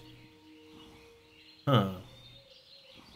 I mean, I don't think that's anything amazing, but I'll take it. And Seal of Justice. So this is a new one, right? I think so. Okay, so it fills me with justice for 30 seconds. Gives each melee attack a chance to stun for 2 seconds. Only 1 seal can be active. Wait, this is a seal like all these other ones, okay. So it gives you a chance to stun on hit. A chance.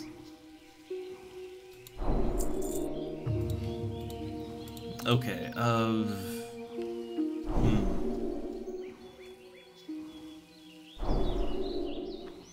I can't afford all my spells. So let's see, Holy Light. That's a better heal. I mean, you need that if you're gonna be healing in a dungeon. You're gonna need that. I can't afford any more spells. So yeah, that's gonna be it for now. I literally can't afford my spells right now. It's Final Fantasy all over again. Okay, so I got a better Holy Light, right? It's rank 4. Yeah, better Holy Light. Let's pop that in.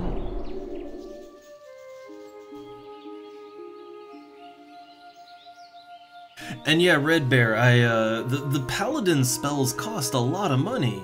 Like, a lot.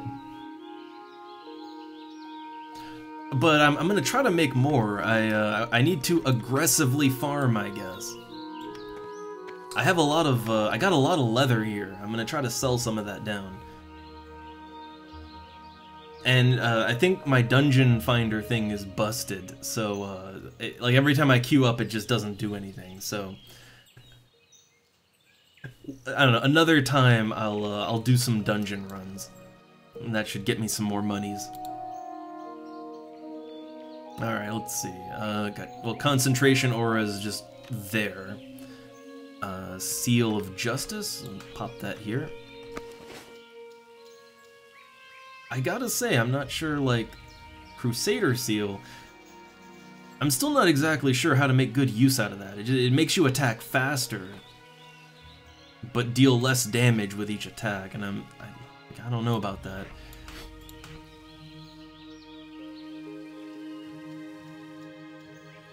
Like the Righteousness one, that feels like it works best with the way my damage works? I don't know.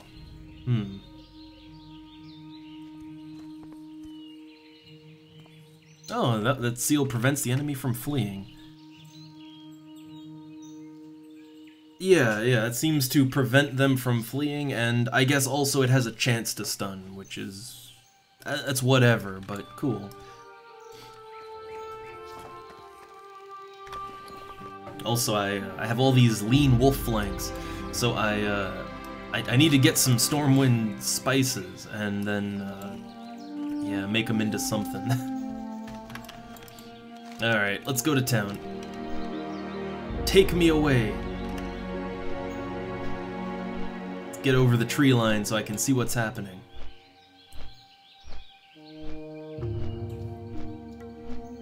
I also need to find a... oh god, I need to find a cooking trainer. I need to get that going.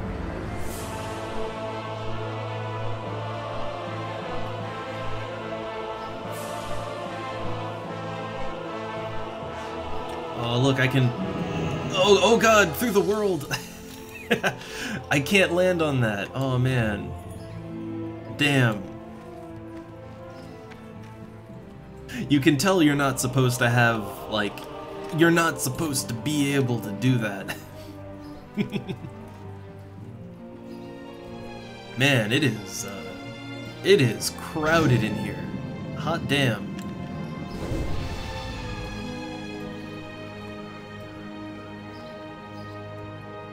That a bow?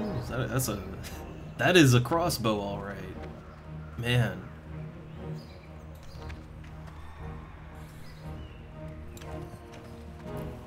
Well, I also, hold up, I also have a bunch of leather that I put up on the auction house, and I think I priced it wrong, I don't know. It's kinda hard for me to tell exactly what things are actually supposed to be worth.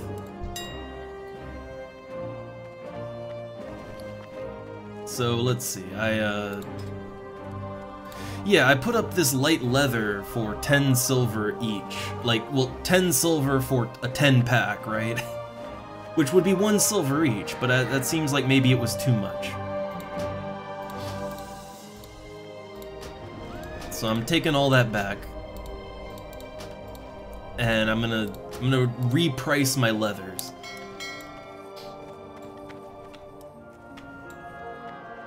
The thing is, I had some medium leather, and I put that up for sale, and it sold, like, instantaneously.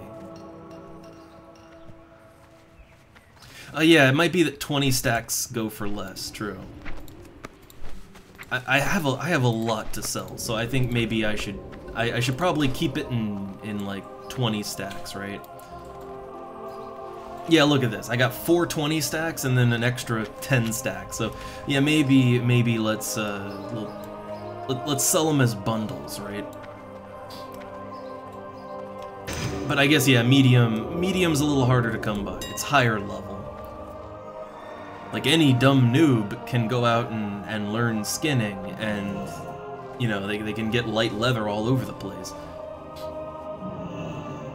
All right, so let's see. This would be trade goods. Oh, hold up.